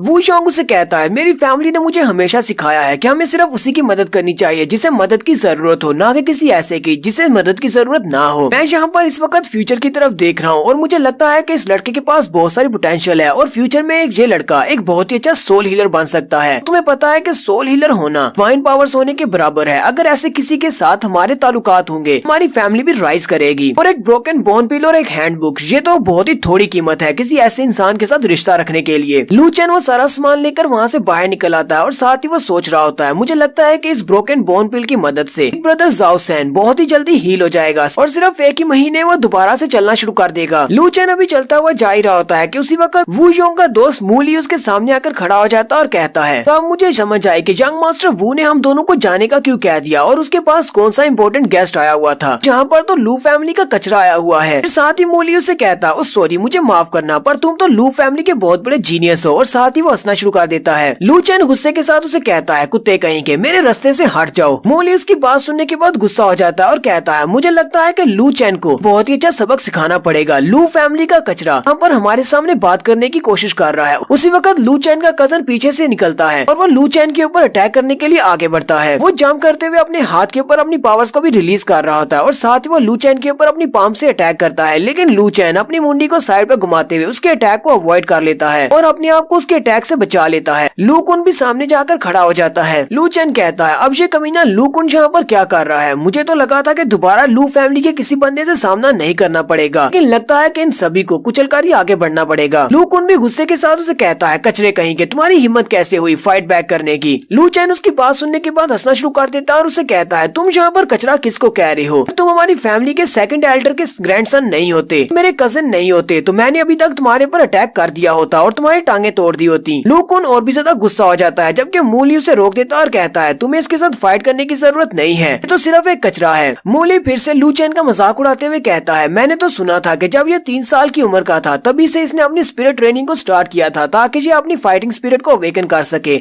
और जब ये 6 साल की उम्र तक पहुंचा तब इसने अपनी फाइटिंग स्पिरिट को एक्टिवेट किया। लेवल 1 का स्पिरिचुअलिस्ट बन चुका था। लेकिन ये तो बहुत ही हैरान करने वाली बात है कि अब ये 12 साल का हो चुका है लेकिन अभी तक इसने अपनी फाइटिंग स्पिरिट को अवेकन नहीं किया। लगता है किसी ने मजाक किया था। इसको तो कचरा नहीं बल्कि इसको जीनियस कहना चाहिए जो कि 3 साल की उम्र से प्रैक्टिस कर रहा है। लू कुन अपने दोस्त से कहता है तुमने बिल्कुल गलत सुना है, ये बात तो ठीक है कि 3 साल की उम्र से ये अपनी फाइटिंग स्पिरिट को अवेकन करने की ट्रेनिंग कर रहा है, लेकिन 12 साल की उम्र तक पहुंचने तक इसने अपनी फाइटिंग स्पिरिट को अवेकन नहीं किया। इसी वजह से इसे लू फैमिली से किक मारकर बाहर निकाल दिया गया। यहाँ तक कि इसका बाप भी इसे अपना बेटा मानने से इनकार कर रहा है। री फैमिली के साथ इसकी जो एंगेजमेंट थी वो भी कैंसिल हो चुकी है। लू कुन गुस्से के साथ लू चैन से कहता है अगर तुम मुझसे मार नहीं खाना चाहते तो जल्दी से अपने घुटनों पर आ जाओ। लू चैन लू कुन से कहता है मेरे पास फालतू टाइम नहीं है जो कि तुम्हारे जैसे लोगों के साथ वेस्ट कर सकूं। अगर तुम्हें और कुछ नहीं कहना तो मैं यहाँ से जा रहा हूँ। जैसे वो वहाँ से जाने लगता है लू कुन अपने पाँव के अंदर दोबारा से अपनी फाइटिंग स्पिरिट को एक्टिवेट करता है और बड़ी स्पीड के साथ लू चैन के ऊपर अटैक करता है। लेकिन लू चैन ऊपर की तरफ जंप करते हुए उसके अटैक को अवॉइड कर लेता है और जंप करके पिछली साइड पे चला जाता है। और फिर साथ ही वो घूर कर लू कुन से कहता है लू कुन मैं तुम्हें फाइनल वार्निंग दे रहा हूँ, ज्यादा मजबूर मत करो। लू कुन जल्दी से अपनी फाइटिंग स्पिरिट को एक्टिवेट करता है और अपने पास एक वेपन बना लेता है। इसका नाम फायर रॉड होता है और वो लू चैन से कहता है तुम्हें लगता है कि मैं यहाँ पर तुम्हें फाइट करने के लिए मजबूर कर रहा हूँ? तुम्हें जरा सा भी अंदाजा है कि तुम्हारी वजह से घर में मेरी पोजीशन क्या है? तुम्हें यंग मास्टर बनाया गया हालांकि तुम्हारे पास कोई भी टैलेंट नहीं है। शुरुआत से ही हमारी फैमिली के पैट्रियार्च ने तुम्हें बहुत ज्यादा फेवर फेवर किया है और तुम्हें बहुत सारे रिसोर्सेज भी दिए, लेकिन आखिर पर तुमने क्या किया? तुम्हारे पास तो कोई भी टैलेंट नहीं, तुम तो अपनी फाइटिंग स्पिरिट को भी अवेकन नहीं कर पाए। तुम्हारी जगह पर मुझे होना चाहिए था। अब जबकि तुम एक कचरा साबित हो चुके हो और तुम्हें तुम्हारी लू फैमिली से निकाल दिया गया है और तुम यंग मास्टर भी नहीं रहे, फिर तुम्हारी हिम्मत कैसे हुई मेरे सामने इस तरह एटीट्यूड के साथ एक यंग मास्टर बनने की? लू कुन उसे कहता, आज मैं तुम्हें दिखा दूंगा कि मैं कितना बड़ा जीनियस हूँ, तुम्हारी औकात मेरी नजरों में क्या है। और साथ ही वो उसे कहता है, ये मेरा एक स्पेशल वेपन है जो मैंने अपनी फाइटिंग स्पिरिट से बनाया है, इसका नाम द फ्लोइंग फायर रॉड है। चलो देखते हैं कि तुम इसको कैसे डॉज करते हो। लू चैन उसके फायर रॉड की तरफ देखता है और कहता है, इसने अपनी फाइटिंग स्पिरिट को मैनिफेस्ट करके एक वेपन बनाया है, लगता है कि इसके पास मर्डरस इंटेंशन है, यानी कि ये मुझे मारना चाहता है। लू कुन बड़ी स्पीड के साथ जंप करते हुए अपने फायर रॉड के साथ लू चैन के ऊपर अटैक कर देता है, लेकिन लू चैन अब अपने हाथ को अपनी फाइटिंग स्पिरिट से कवर करता है और उसके फायर रॉड को अपने हाथ से रोक लेता है। ये देखकर तो लू कुन और मूली दोनों ही बहुत ज्यादा हैरान हो जाते हैं और कहते हैं, ऐसा होना नामुमकिन है, फायर रॉड को ये अपने हाथ से कैसे पकड़ सकता है? लू चैन ने उसके फायर रॉड को अपने हाथ में पकड़ा होता है, साथ ही लू चैन अपने हाथ को साइड पर झटकता है, जिससे उसकी रॉड के साथ ही लू कुन को भी पटक देता है और लू कुन दीवार के साथ जाकर पटकता है और वहीं पर बेहोश हो जाता है। सिर्फ एक ही मूव में लू कुन बेचारे की हालत खराब हो गई है। लू कुन उसे पीछे गिराने के बाद अपने हाथ झाड़ते हुए वहाँ से आगे की तरफ चल पड़ता है, जबकि मूली उसी की तरफ देखकर बहुत सा घबराया हुआ होता है और कहता, ऐसा कैसे हो सकता है? लू फैमिली वाले कहते हैं कि ये कचरा है, लेकिन एक कचरा किसी के फ्लोइंग रॉड को अपने हाथ में कैसे पकड़ सकता है? गली में जितने भी लोग होते हैं वो सारे भी ये देखकर बहुत सा हैरान होते हैं कि लू चैन ने सिर्फ एक ही मूव के साथ अपने कजिन को हरा दिया। वो सारी कह रहे होते हैं, इसके फैमिली वाले इसे कचरा कहते हैं, लेकिन इसका टैलेंट तो बहुत ज्यादा स्केरी है। तो नेक्स्ट सीन फिर से उसे टूटे हुए टेम्पल का दिखाया जाता है। लू चैन वापस उस टेम्पल में आ जाता है और आकर जाओ सैन को ब्रोकन बोन पिन खिला देता है और वो लोग वहीं पर आग जलाकर बैठे होते हैं। जाओ सैन की हालत अब पहले से काफी ज्यादा बेहतर है। लू चैन उसका हाथ पकड़कर उसको चेक करता है और कहता है, ब्रदर जाओ सैन, तुम्हारी हालत पहले से काफी ज्यादा अच्छी है, लेकिन तुम्हें फिर भी रेस्ट करनी चाहिए ताकि तुम बिल्कुल ठीक हो जाओ। जाओ सैन काफी ज्यादा खुश होता है और लू चैन से कहता है, तुमने मुझे जो ब्रोकन बोन पिल दी है वो काफी ज्यादा अच्छी है, अभी सिर्फ कुछ घंटे ही हुए हैं और मेरी बॉडी काफी हद तक हील हो चुकी है। फिर साथ ही जाओ सैन हंसते हुए लू चैन से पूछता है, लू चैन तुम उस ब्रोकन बोन पिल को लेकर कहाँ से आए थे और साथ ही तुम इतना सारा खाना कहाँ से लेकर आए हो? लू चैन उसे कहता है, ये कोई बड़ी बात नहीं है, मैं अपने दोस्त के पास गया था, मेरे दोस्त काफी ज्यादा अच्छे हैं, उसी ने मुझे ये सारा खाना भी दिया और ब्रोकन बोन पिल भी दी। जाओ सैन उसे कहता है, तुम्हारा बहुत बहुत शुक्रिया, अगर तुम हमारे पास नहीं होते तो मैं तो अब तक मर चुका होता। लू चैन उसे कहता है, ब्रदर जाओ सैन, अब मुझे ये बताओ कि आगे तुम क्या करने वाले हो? क्या तुम सारी जिंदगी सिर्फ भीख ही मांगना चाहते हो? जाओ सैन उसे कहता है, हम लोग भीख मांगने के अलावा कर भी क्या सकते हैं, क्योंकि हम लोग ऐसे लोग हैं जिनके पास फाइटिंग स्पिरिट नहीं है और तुम्हें पता है कि फाइटिंग स्पिरिट मेनलैंड में किसी के पास फाइटिंग स्पिरिट नहीं होती उसे किस तरह ट्रीट किया जाता है। जहाँ तक कि हमारे जैसे लोग जिनके पास फाइटिंग स्पिरिट नहीं होती उन्हें तो यहाँ पर मजदूर का काम भी नहीं दिया जाता। हम सभी लोगों के ऊपर बहुत सारे जुल्म किए जाते हैं, हमें तो यहाँ पर इंसान भी नहीं समझा जाता कि यहाँ पर फाइटिंग स्पिरिट मेनलैंड में स्ट्रेंथ ही सब कुछ है। लू चैन अपने पास से गोल्ड कॉइन्स वाली वो थैली निकालता है और उसे कहता है, मेरे पास कुछ गोल्ड कॉइन्स हैं, तुम लोग यहाँ पर भीख मांगना बंद करो, मैं चाहता हूँ कि इन गोल्ड कॉइन्स की मदद से तुम अपनी कोई शॉप ले लो और अपना काम शुरू करो। जाओ सैन उसे कहता है, हम तुमसे ये पैसे नहीं ले सकते क्योंकि हम लोग कोई भी कारोबार शुरू कर लें कोई भी हमारे पास नहीं आएगा और ऊपर से लोग भिखारी हैं, इतना सारा पैसा हम लोग संभाल भी नहीं सकते, कोई भी हमसे ये सारा पैसा छीन लेगा और हमें फिर से भिखारियों की तरह भीख मांगना पड़ेगी, तो इससे तो अच्छा है कि हम लोग भीख मांगते ही रहें। लू चैन उनकी बात सुनने के बाद कहता है, तो आज मुझे पता चला कि फाइटिंग स्पिरिट मेनलैंड के ऊपर से लोग जिनके पास फाइटिंग स्पिरिट अवेकन नहीं होती वो लोग क्या करते हैं और उनकी जिंदगी कैसी है, तो यहाँ पर इंसान भी नहीं समझा जाता। मैं इनके लिए ज्यादा कुछ नहीं कर सकता, तो मुझे मेरी फैमिली से निकाल दिया गया है। नेक्स्ट सीन लू फैमिली का दिखाया जाता है। लू चैन के फादर के पास कोई बंदा आता है और उन्हें इस बारे में बताता है तो उसने गली में क्या देखा। लू चैन के फादर कहते हैं, क्या तुम वाकई में सच कह रही हो? क्या वो लू चैन ही था? क्या लू चैन ने उसके फायर रॉड को अपने हाथ से पकड़ा था और साथ ही अब एक ही मूव के साथ उसने लू कुन को हरा दिया? तो लू कुन के दादाजी भी उनके पास ही खड़े होते हैं, वो कहते हैं ये बात सच है, लू चैन ने वाकई में वहाँ पर अपनी स्ट्रेंथ को शो किया है। तो लू फैमिली के हेड के साथ दो एल्डर्स होते हैं, एक तो लू कुन के दादाजी हैं और दूसरे पता नहीं कौन है। तो साथ वाले एल्डर कहते हैं, हमारे लू कुन की फाइटिंग स्पिरिट लेवल 1 की फाइटिंग स्पिरिट है, हमारी फैमिली में उसे काफी जीनियस लड़का माना जाता है। अगर हमारे लू चैन ने उसको सिंगल मूव में हरा दिया है तो इसका मतलब तो ये है लू चैन की फाइटिंग स्पिरिट का लेवल लू कुन की फाइटिंग स्पिरिट से ज्यादा है। मुझे लगता है कि उसकी फाइटिंग स्पिरिट का लेवल 2 होगा। लू चैन के फादर उनकी बातें सुनने के बाद कहते हैं, किसी को भेजो और जाकर लू चैन को ढूंढो, उसे ढूंढकर मेरे पास वापस लेकर आओ। लू कुन के दादाजी चिल्लाकर कहते हैं, लेकिन पैट्रियार्च लोग ऐसा नहीं कर सकते, आपको पता है कि जब आपने अपने लू चैन को घर से निकाला था तो सारे रिश्ते खत्म किए थे, उसी वक्त जी फैमिली की लड़की आगे बढ़ी थी उसकी हेल्प करने के लिए और मुझे लगता है कि वो उनके साथ मिल गया होगा और उनकी हेल्प कर रहा होगा क्योंकि वो इस वक्त अपनी लू फैमिली से बहुत ज्यादा नाराज है और इसी वजह से उसने लू कुन के ऊपर भी अटैक किया होगा। जबकि दूसरे एल्डर उनसे कहते हैं, मुझे लगता है कि आप यहाँ पर इस बात से डर रहे हैं कि अगर लू चैन वापस आ जाता है तो वो आपके पोते लूक उनकी जगह ले लेगा और दोबारा से यंग मास्टर बन जाएगा। यहाँ पर आप जानबूझकर लू चैन के कैरेक्टर के ऊपर दाग लगा रहे हैं, आप उसे जी फैमिली के साथ मिला रहे हैं ताकि पैट्रियार्च अपने फैसले को बदल दे और लू चैन को वापस न आने दें। एल्डर चिल्लाकर उसे कहते हैं ऐसी बात नहीं है, मुझे लगता है कि हम सभी को उस लड़के ने बेवकूफ बनाया है। शुरुआत में उसके पास फाइटिंग स्पिरिट अवेकन थी, तो इस फैमिली से जान छुड़ाना चाहता होगा और जी फैमिली में जाना चाहता होगा। एल्डर उनकी बात को इग्नोर करते हुए पैट्रियार्च से कहते हैं पैट्रियार्च मुझे लगता है कि ये बात कोई बड़ी बात नहीं है, बाप बेटे के दरमियान में अक्सर झगड़ा हो जाता है, अगर आप पर्सनली उसके पास जाएंगे और उसे मनाएंगे तो वो वापस घर आ जाएगा और हमारे लू फैमिली का दोबारा से यंग मास्टर बन जाएगा। हमें इस तरह के टैलेंट को खोना नहीं चाहिए क्योंकि अभी तो वो सिर्फ 12 साल का है और अभी से वो अपने लेवल 2 पर पहुंच चुका है। अब वो जवान हो जाएगा और उसकी फाइटिंग स्पिरिट बढ़ेगी, उसका लेवल एक पैटर्न सेंट तक पहुंच सकता है। जी फैमिली की जीरो तो उसके सामने कुछ भी नहीं है। पैट्रियार्च उसकी सारी बातें सुनने के बाद जल्दी से अपने सोल्जर्स को ऑर्डर देते हैं जाओ और जाकर लू चैन को ढूंढ कर लाओ, चाहे वो कहीं पर भी हो, उसे ढूंढ कर मेरे पास वापस लेकर आओ, चाहे तुमको इसके लिए कुछ भी करना पड़े, उसे मेरे पास लेकर मैं उसे मना लूंगा और उसे अपनी फैमिली का यंग मास्टर बना दिया जाएगा। इस एपिसोड की शुरुआत में लू चैन का सीन दिखाते हैं। रात के वक्त लू चैन उस हैंडबुक को खोलता है और उसे पढ़ रहा होता है जबकि वो दोनों भिखारी बच्चे वहीं पर सो रहे होते हैं। लू चैन उस हैंडबुक को पढ़ने के बाद काफी ज्यादा खुश होता है और कहता है इसके अंदर तो बहुत सारी फाइटिंग स्पिरिट्स लिखी हुई हैं। वो फैमिली वालों की कलेक्शन तो वाकई में बहुत ज्यादा अच्छी है, उन्होंने इस हैंडबुक के अंदर काफी सारी फाइटिंग स्पिरिट्स के बारे में लिखा हुआ है। लू चैन कहता है कि इस हैंडबुक में लिखा हुआ है कि जितनी भी एलिमेंटल टाइप की फाइटिंग स्पिरिट्स होती हैं उनके अलावा बाकी जो 3 टाइप की फाइटिंग स्पिरिट्स हैं वो बहुत सारी वैरायटी में आती हैं और बहुत सारी शेप्स में आती हैं, यानी कि उनसे बहुत सारी चीजें बन सकती हैं। और इसके अलावा यहाँ पर बहुत सारी कॉमन फाइटिंग स्पिरिट्स के बारे में लिखा हुआ है जो कि बहुत सारे इंसानों के पास होती हैं और जहाँ पर काफी सारे स्किल्स के बारे में भी लिखा हुआ है। लेकिन साथ ही वो अपनी बुक को बंद कर देता है और कहता है लेकिन अफसोस की बात तो ये है कि मैं जहाँ पर जो चीज ढूंढना चाह रहा हूँ वो यहाँ पर नहीं है। मुझे अपनी फाइटिंग स्पिरिट के बारे में पता नहीं चल रहा क्योंकि मेरी फाइटिंग स्पिरिट के बारे में यहाँ पर कुछ भी नहीं लिखा हुआ। लू चैन कहता है हो सकता है कि उनके पास जो फैमिली बुक्स रखी हुई हैं उनमें शायद किसी और में फाइटिंग स्पिरिट के बारे में लिखा हो है कि मुझे कल दोबारा से अपने दोस्त के पास वापस जाना होगा और जाकर उससे और ज्यादा बुक्स लेनी होंगी। नेक्स्ट सीन अगले दिन सुबह सुबह का दिखाया जाता है। सुबह के वक्त किंग फेंग हाउस का सीन दिखाते हैं। लू चैन अपने दोस्त से मिलने के लिए वापस आता है, वो गली में चलता हुआ जा रहा होता है। उसी वक्त एक छोटी लड़की जो कि भिखारी होती है वो लू चैन के कपड़ों को खींचती है। लू चैन पीछे की तरफ देखता है तो वो लड़की उसकी तरफ देखती है, साथ ही उस लड़की की आंखें चमक रही होती हैं। वो यहाँ पर अपनी फाइटिंग स्पिरिट को यूज करते हुए लू चैन को हिप्नोटाइज कर देती है और उसे कहती है बिग ब्रदर क्या तुम मुझे चैरिटी के तौर पर एक गोल्ड कॉइन दोगे। लू चैन जो कि उसके वश में है वो जल्दी से अपने पास से गोल्ड कॉइन निकालता है और उस छोटी लड़की के कटोरे में डाल देता है। वो लड़की उसे कहती है बिग ब्रदर तुम्हारा बहुत बहुत शुक्रिया और वो भागती वहाँ से चली जाती है। लेकिन उसी वक्त लू चैन की फाइटिंग स्पिरिट एक्टिवेट होती है और लू चैन की बॉडी के ऊपर से हिप्नोटिज्म का असर खत्म हो जाता है। लू चैन अपने आसपास देखता है और कहता है अभी अभी हुआ क्या था। हालांकि मैंने अपनी फाइटिंग स्पिरिट को लेवल 2 तक अवेकन कर लिया है लेकिन फिर भी एक छोटी सी भिखारी बच्ची मुझे यहाँ पर बेवकूफ बना गई। साथ ही लू चैन कहता है अगर मेरी फाइटिंग स्पिरिट मुझे हिप्नोटिज्म से बाहर नहीं निकालती तो मुझे याद भी नहीं होता कि मैंने अपने गोल्ड कॉइन को खो दिया है। फिर वो उसे आसपास ढूंढना शुरू करता है और कहता है अगर ये लड़की एक असैसिन होती तो इस लड़की ने तो अब तक मुझे मार दिया होता, ये लड़की तो बहुत ज्यादा खतरनाक है। लेकिन वो लड़की वहीं पर भीड़ में गुम हो जाती है। फिर लू चैन वापस अपने दोस्त के पास आ जाता है, वो दोनों अंदर चल के बैठ जाते हैं। लू चैन उसकी हैंडबुक को वापस करने के लिए आया है और साथ ही उसे कहता है इस हैंडबुक के अंदर तो बहुत सारी फाइटिंग स्पिरिट्स के बारे में लिखा हुआ है, तुम्हारे पास सिर्फ यही एक हैंडबुक है जिसके अंदर सारी की सारी फाइटिंग स्पिरिट्स के बारे में लिखा हुआ है या इसके अलावा भी है। वू जोंग अपनी तारीफ करते हुए उसे कहता है वैसे तो मैं अपनी तारीफ नहीं करना चाहता लेकिन मेरी फैमिली ने पिछले कई सालों से इस सारी इन्फॉर्मेशन को इकट्ठा किया है और इसकी ये हैंडबुक बनाई है और फाइटिंग स्पिरिट के बारे में हमारे पास सिर्फ यही एक हैंडबुक है। मुझे नहीं लगता कि वुलिंग प्रोविंस में तुम्हें ऐसी और कोई फैमिली मिलेगी जिसके पास इस तरह की इतनी ज्यादा इन्फॉर्मेशन हो, सिर्फ हमारे पास इतनी ज्यादा इन्फॉर्मेशन है। लू चैन उसे कहता है वाकई में तुम्हारी ये हैंडबुक बहुत ज्यादा अच्छी है और इससे मुझे बहुत सारी इन्फॉर्मेशन मिली है। साथ ही अंदर से लू चैन सोच रहा होता है मुझे लगता है कि इसके पास और कोई भी इस तरह की हैंडबुक्स नहीं है और मेरा यहाँ पर आना बेकार रहा।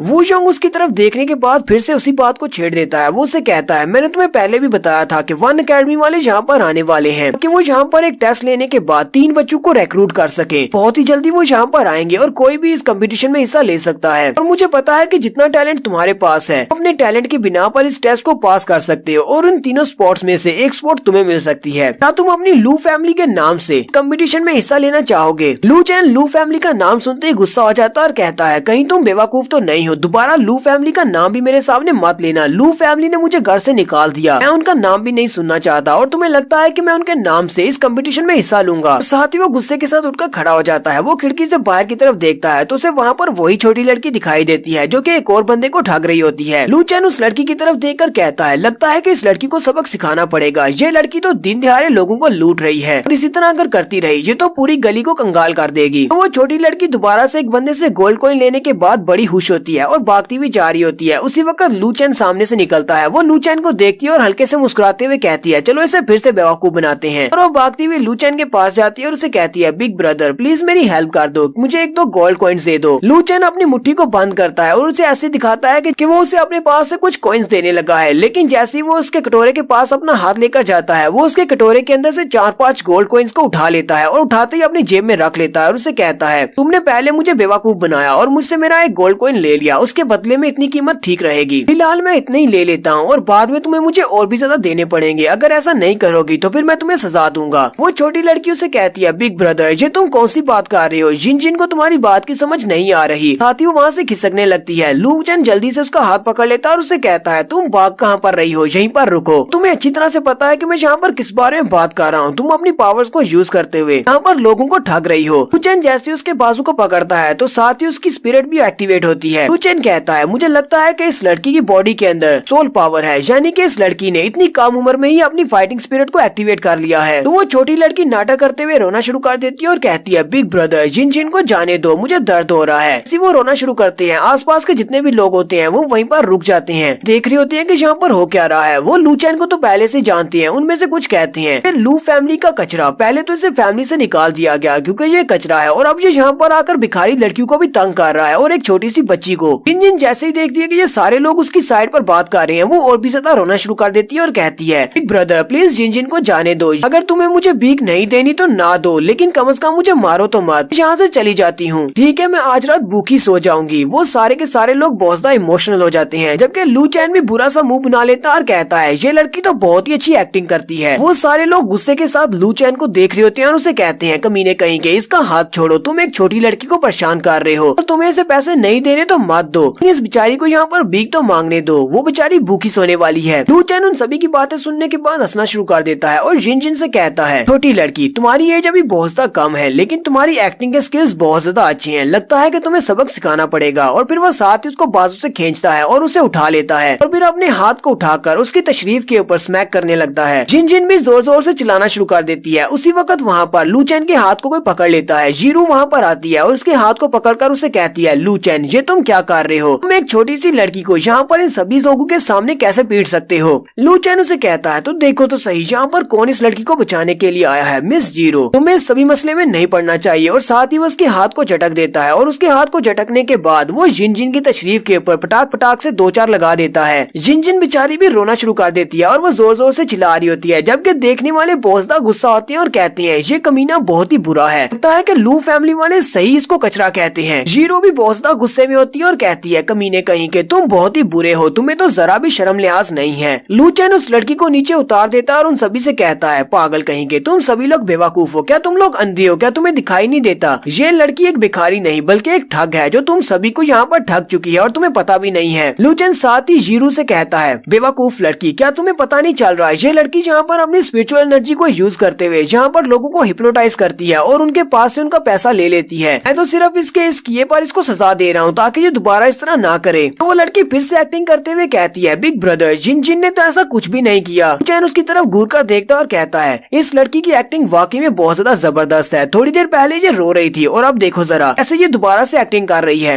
लू चेन आगे बढ़ता है और उसके गाल को खींचते हुए कहता है, छोटी बच्ची अपना मुंह बंद रखो वरना मैं फिर से तुम्हें उठा लूंगा और तुम्हारी तशरीफ के ऊपर 2-4 और लगाऊंगा। यहीं पर लू चेन को साइड से आवाज आती है, कोई उसे कहता है, यंग मास्टर लू चेन, ये तो बहुत ही अच्छी बात है जो आप हमें यहीं पर मिल गए, हम तो आपको पता नहीं कहाँ पर ढूंढ रहे थे। तो लू फैमिली के 3-4 सोल्जर वहाँ पर आते हैं और आकर खड़े हो जाते हैं। लू चेन उनकी तरफ देखता और कहता है, इनके यूनिफॉर्म्स, ये तो हमारी लू फैमिली के फाइटिंग स्पिरिट गार्ड्स हैं, लेकिन ये यहाँ पर क्या कर रहे हैं। उन गार्ड्स का लीडर अपने गार्ड से कहता है, जाओ और जाकर इस सारी क्राउड को यहाँ से हटाओ, ये लोग यहाँ पर क्या तमाशा देख रहे हैं। वो लोग जल्दी से साइड पर जाते हैं और उन सभी से कहते हैं, तुम सभी लोग यहाँ पर खड़े खड़े क्या कर रहे हो, जाओ जाकर अपना काम करो। वो उन सभी को वहाँ से भगा देते हैं। जीरो भी ये देखकर काफी गुस्सा हो जाती है और कहती है, लू फैमिली वाले तो बहुत ज्यादा बुरे हैं, हर जगह पर अपनी दोस्त जमाते हैं, यहाँ पर किस तरह ये लोगों को भगा रहे हैं। जबकि जीरो के साथ वाली लड़की उसे कहती है, यंग मिस आपको इनके साथ यहाँ पर पंगा नहीं लेना चाहिए, ये लोग फाइटिंग स्पिरिट गार्ड्स हैं और लू फैमिली से हैं। फिर इन्हें पता चल गया कि आप जी फैमिली की यंग मिस हैं, फिर ये लोग आपके ऊपर अटैक भी कर सकते करते हैं क्योंकि आपके फादर ने इनके साथ बिल्कुल भी अच्छा नहीं किया। जल्दी से यहाँ से निकलते हैं। तो गार्ड्स के लीडर की नजर भी जीरू के ऊपर पड़ती है। वो आगे बढ़ती है और कहती है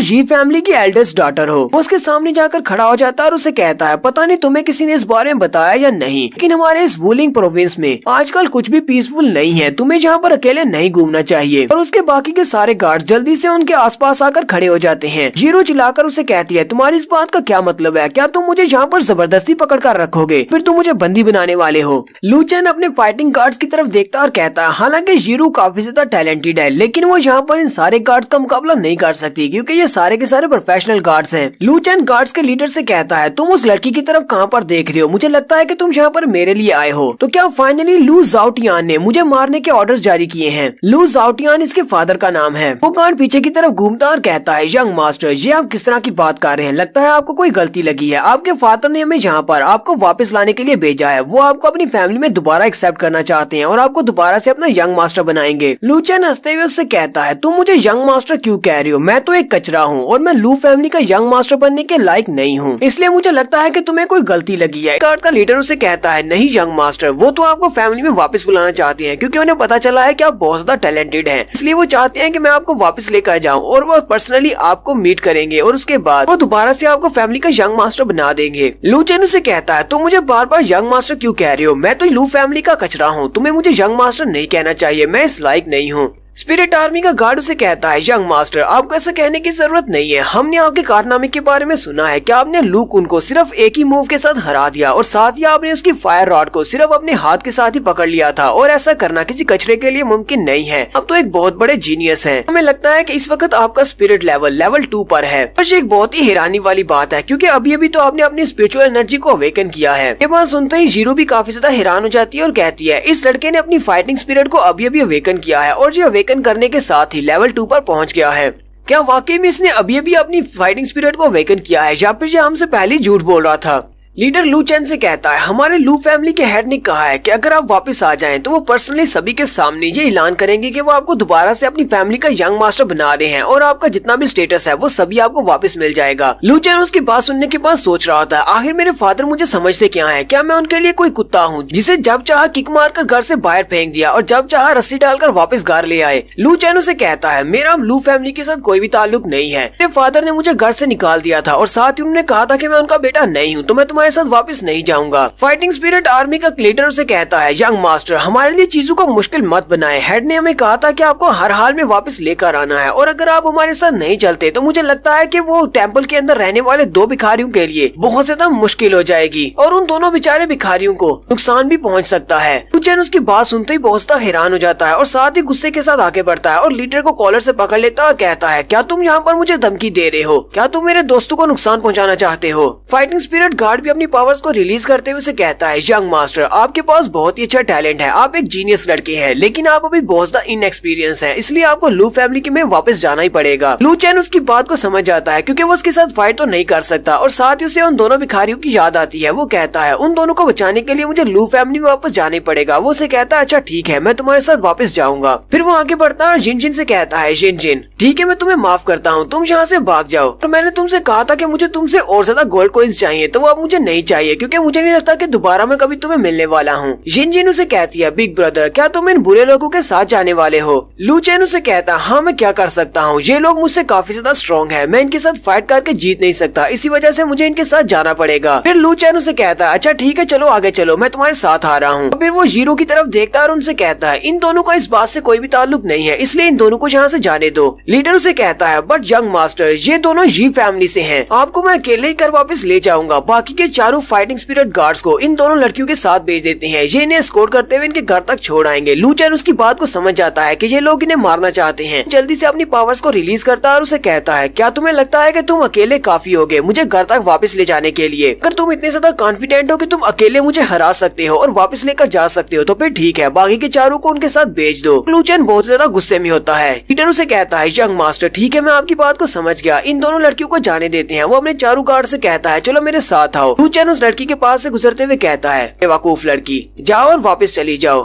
और फिर वो अपने गार्ड्स के साथ वहाँ से अपने घर की तरफ चल देता है, जबकि जीरू भी वहीं पर खड़ी खड़ी उसे गालियां दे रही होती है। तो नेक्स्ट सीन लू फैमिली के हाउस का दिखाया जाता है। वो लू चैन को लेकर लू फैमिली में वापस आ जाते हैं। लू चैन जैसे ही अपनी फैमिली के दरवाजे से अंदर आता है, लू चैन को अजीब सी फीलिंग आती है। लू चैन कहता है, हालांकि अभी मुझे ज्यादा दिन नहीं हुए अपने घर को छोड़कर गए हुए, लेकिन यहाँ पर वापस आने पर मुझे बहुत ज्यादा अजीब महसूस हो रहा है। लू चैन जैसे ही चलता हुआ अंदर की तरफ जा रहा होता है तो वहीं पर एक पिलर के साथ एक लड़की खड़ी होती है जिसका नाम लू हांग होता है। लू हांग उसकी तरफ देखती है और कहती है, तो हमारी लू फैमिली का कचरा घर वापस आ गया है। लू हांग लू चैन से कहती है, लगता है कि तुम्हें बाहर की जिंदगी रास नहीं आई, बाहर तुम्हें भीख मांगते हुए शर्म आ रही थी, इसी वजह से तुम घर वापस आ गए हो और रोते हुए फादर से कहोगे कि तुम्हें वापस घर में रख ले। वहीं पर मेड लड़कियां भी खड़ी होती हैं। वो कहती हैं, लगता है कि लू हांग और लू चैन में फाइट होने वाली है। और लू फैमिली के बाकी के कुछ मेंबर्स भी वहीं पर खड़े होते हैं। वो भी लू चैन को देखकर मजाक उड़ाना शुरू कर देती हैं और कहती हैं, ये लड़का कुछ दिन पहले तक तो बाहर सड़क पर भीख मांग रहा था, इसे तो भीख ही मांगनी चाहिए थी, वापस लू फैमिली में क्या करने के लिए आ गया है। लू चैन उन सभी की तरफ देखता और कहता है, यहाँ पर लू फैमिली में हायर मेंबर्स की तो बात अलग है, लेकिन यहाँ पर छोटे मेंबर्स को भी देखो, ये सारे भी बहुत ज्यादा एरोगेंट है। मेरी लू फैमिली तो बहुत ज्यादा करप्ट है, ये सारे मुझे कचरा समझते हैं। लू चैन कहता है, ये तो बहुत ही अच्छी बात है, जाओ सैन को लू हांग की टेरिटरी के बैगर्स ने मारा था, अब इससे बदला लेने का अच्छा मौका है। लू चैन बड़ी स्पीड से आगे बढ़ता है और लू हांग के सामने जाकर खड़ा हो जाता है और उसे कहता है, तुम गुलाम कहीं की, तुम्हें पता है ना कि तुम हमारी फैमिली की एक रियल मेंबर नहीं हो और तुम तो लू फैमिली की मेंबर भी नहीं हो, तुम्हारी बॉडी में लू फैमिली का ब्लड नहीं है। जैसे ही वो उसे स्लेव कहता है वो बहुत ज्यादा गुस्सा हो जाती है, जबकि बाकी के नौकर जहाँ वहाँ पर खड़े होते हैं और लू फैमिली के मेंबर्स होते हैं वो कहते हैं, लू हांग अब बहुत ज्यादा गुस्सा होने वाली है कि ये हमारी लू फैमिली की डायरेक्ट डिसेंडेंट नहीं है, इसी वजह से अगर कोई इसे गुलाम कहे फिर इसे नौकर कहे तो इसे बहुत ज्यादा गुस्सा आता है।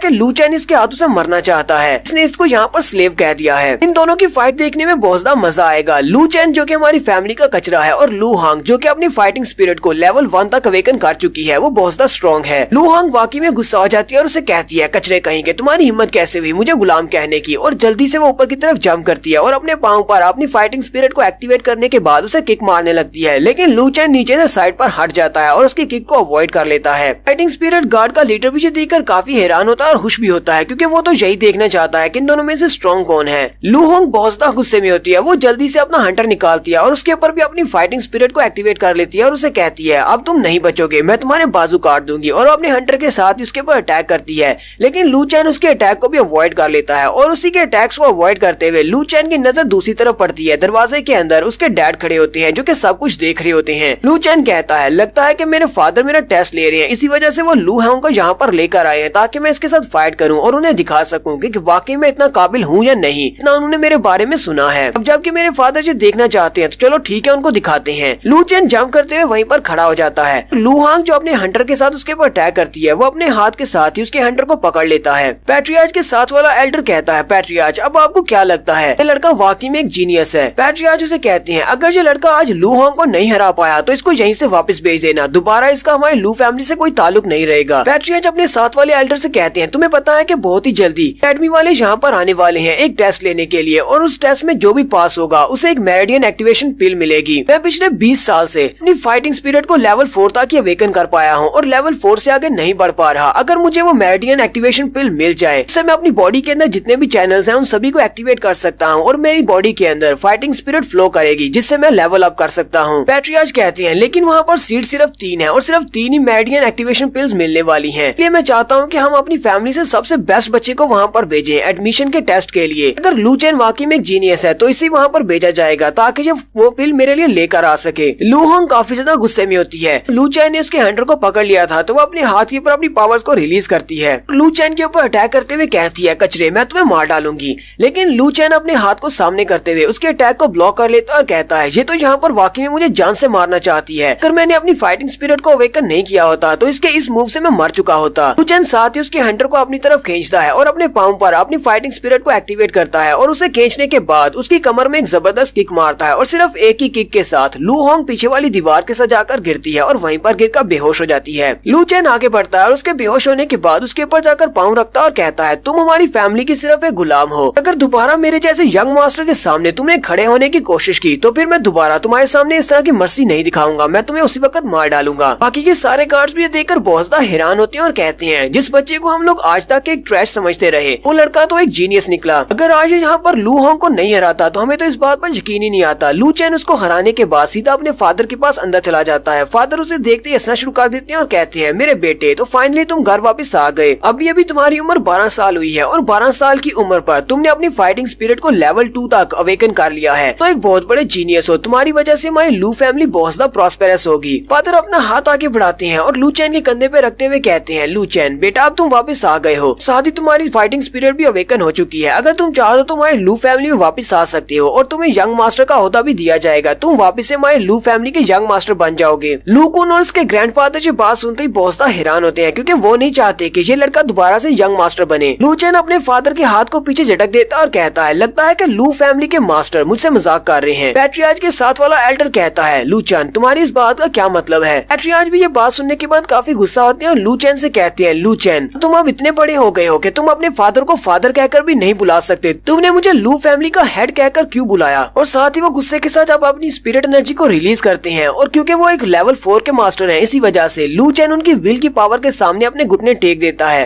लू चैन उनसे कहता है, तो मैं और क्या कर सकता हूँ। तुम लोगों ने ना सिर्फ मुझे फैमिली से निकाला है बल्कि फैमिली ट्री से मेरा नाम भी मिटा दिया। तुमने सभी के सामने मुझे अपना बेटा मानने से इनकार किया है। फादर उसे कहते हैं, लेकिन तुम्हारे पास एक चांस है, मैं तुम्हें दोबारा से अपनी फैमिली का सन बना सकता हूँ। लू चैन चिल्लाकर उसे कहता है, नहीं ऐसा नहीं हो सकता, मुझे अब तुम लोगों से कोई भी रिश्ता नहीं रखना और मुझे तुम्हारी फैमिली का यंग मास्टर नहीं बनना। मैं दोबारा तुम्हें कभी भी अपना फादर नहीं कहूंगा। फादर भी काफी हैरान हो जाते हैं और वो थोड़ी देर के लिए शांत हो जाते हैं। फिर वो उसे कहते हैं, ठीक है ये बात सच है कि तुम मेरे अपने बेटे नहीं हो, तुम मेरे सगे बेटे नहीं, लेकिन पिछले 12 साल से मैंने तुम्हें पाल पोस कर इतना बड़ा किया है और अगर तुम दोबारा से मेरी फैमिली के यंग मास्टर बनना चाहते हो तो मैं तुम्हें दोबारा से अपना बेटा बना सकता हूँ और अपनी फैमिली का यंग मास्टर भी बना दूंगा। लू चैन उसे कहता है, नहीं मुझे तुम्हारी फैमिली का यंग मास्टर बनने में अब कोई भी इंटरेस्ट नहीं है। मैं तो यहाँ पर वापस इसीलिए आया हूँ ताकि तुम्हें फाइनली बता सकूँ कि आज के बाद मेरा लू फैमिली के साथ कोई भी ताल्लुक नहीं है और तुमने मेरे ऊपर जितने भी एहसान किए हैं मैं उस एहसान का बदला चुकाने वाला हूँ। फादर उसकी बात सुनने के बाद हल्का सा मुस्कुराते हैं और कहते हैं, अभी तो सिर्फ कुछ ही दिन तुम बाहर रहे हो लेकिन तुमने मुझे काफी ज्यादा इम्प्रेस कर दिया। तुमने ना सिर्फ अपनी पावर को अवेकन किया बल्कि तो अपने फादर के सामने बोलने के लायक भी हो गए हो। चलो फिर ठीक है, हम सीधी पॉइंट की बात करते हैं।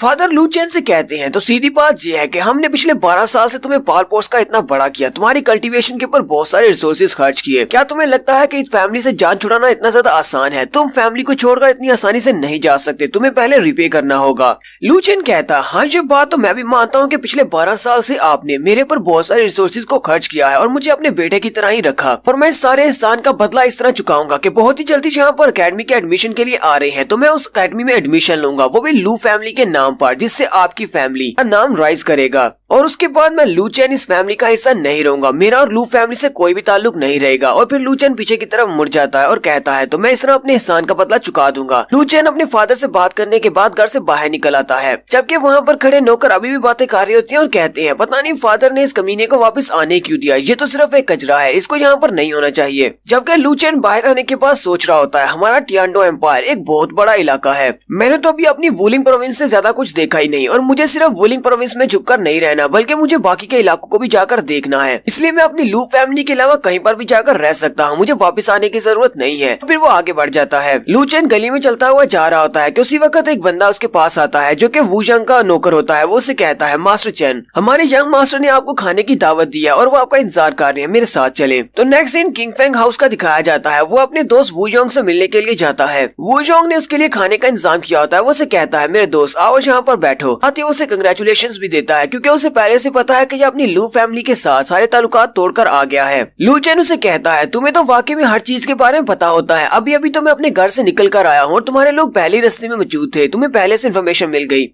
वू जोंग उसे कहता है, हाँ मुझे सारी इन्फॉर्मेशन होती है और मैंने तुम्हें इस बारे में बताया था कि तुम्हारे पास काफी सारा टैलेंट है। अगर तुम अकेडमी के एडमिशन में टेस्ट के लिए अप्लाई करते हो तो मुझे लगता है कि 3 प्लेसेस में से एक प्लेस तो तुम्हें मिल ही जाएगी और तुम्हारा एडमिशन हो जाएगा। इसी वजह से तो लू फैमिली वाले तुम्हें वापस अपनी फैमिली में लेना चाहते हैं क्योंकि उन्हें पता है कि अगर तुम्हारा अकेडमी में एडमिशन हो गया तो उनकी फैमिली राइज करेगी। वू जोंग लू चैन से कहता है, मुझे नहीं पता कि तुम्हें सब के बारे में इन्फॉर्मेशन है या नहीं, लेकिन मैं तुम्हें एक और बात बताता हूँ। यहाँ पर सिर्फ वन अकेडमी वाले नहीं आ रहे बल्कि यहाँ पर मार्शल अकेडमी वाले भी आ रहे हैं और इसके अलावा एक और मार्शल अकेडमी के लोग भी यहाँ पर आ रहे हैं। इतना दिन में वो लोग यहाँ पर पहुँच जाएंगे और वो सारे अकेडमी वाले अपने अपने तरीके से यहाँ पर टेस्ट लेने वाले हैं और वो यहीं से वुलिंग प्रोविंस से 3 बच्चों को अपनी अकेडमी में सिलेक्ट करेंगे। लू चैन उसकी बात सुन के काफी हैरान होता है और कहता है, तुमने तो कहा था कि सिर्फ एक ही अकेडमी वाले यहाँ पर आ रहे हैं, अब क्या बाकी अकेडमी वाले भी यहाँ पर आ रहे हैं। वो जोंग से कहता है हाँ मुझे जब बात पहले से पता चल गई है, मार्शल एकेडमी वाले भी यहाँ पर आ रहे हैं, वो दूसरी एकेडमी के साथ कम्पीट करना चाहते हैं, इसी वजह से वो लोग भी यहाँ पर आकर एडमिशन के लिए टेस्ट लेंगे। लूचेन हंसते हुए कहता है ये तो बहुत ही पागलों वाली बात है, अब यहाँ पर वुलिंग प्रोविंस में ऐसा कौन सा बड़ा जीनियस है जिसको लेने के लिए दो अकेडमीज आपस में फाइट करने वाली है, दोनों अकेडमी यहाँ पर आकर टेस्ट लेंगी। मुझे तो नहीं लगता कि हमारे यहाँ पर वुलिंग प्रोविंस में इतना बड़ा कोई जीनियस है। साथ ही उसे जीरू की याद आती है, वो कहता है हाँ जीरू हो सकती है क्योंकि उसकी फाइटिंग स्पिरिट 5th लेवल पर है, इसलिए शायद वो उसके लिए आ रहे हूँ। वो जोंग से कहता है मुझे लगता है कि वो तुम्हारे लिए यहाँ पर आ रहे हैं क्योंकि तुम यहाँ पर सबसे ज्यादा टैलेंटेड हो।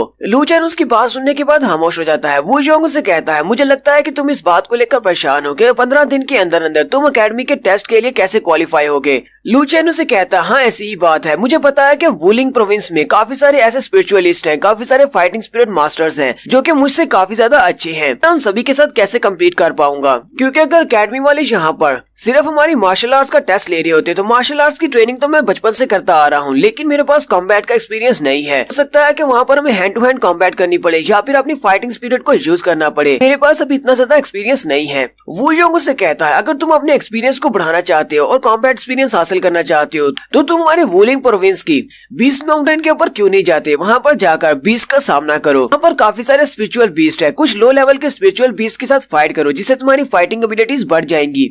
लूचेन उसे कहता है हमारी वुलिंग प्रोविंस के पीछे बीस्ट माउंटेन रेंज है, लेकिन मैंने तो सुना था कि वो बंद हो चुकी है, फिर वहाँ पर मैं क्या करूंगा जाकर।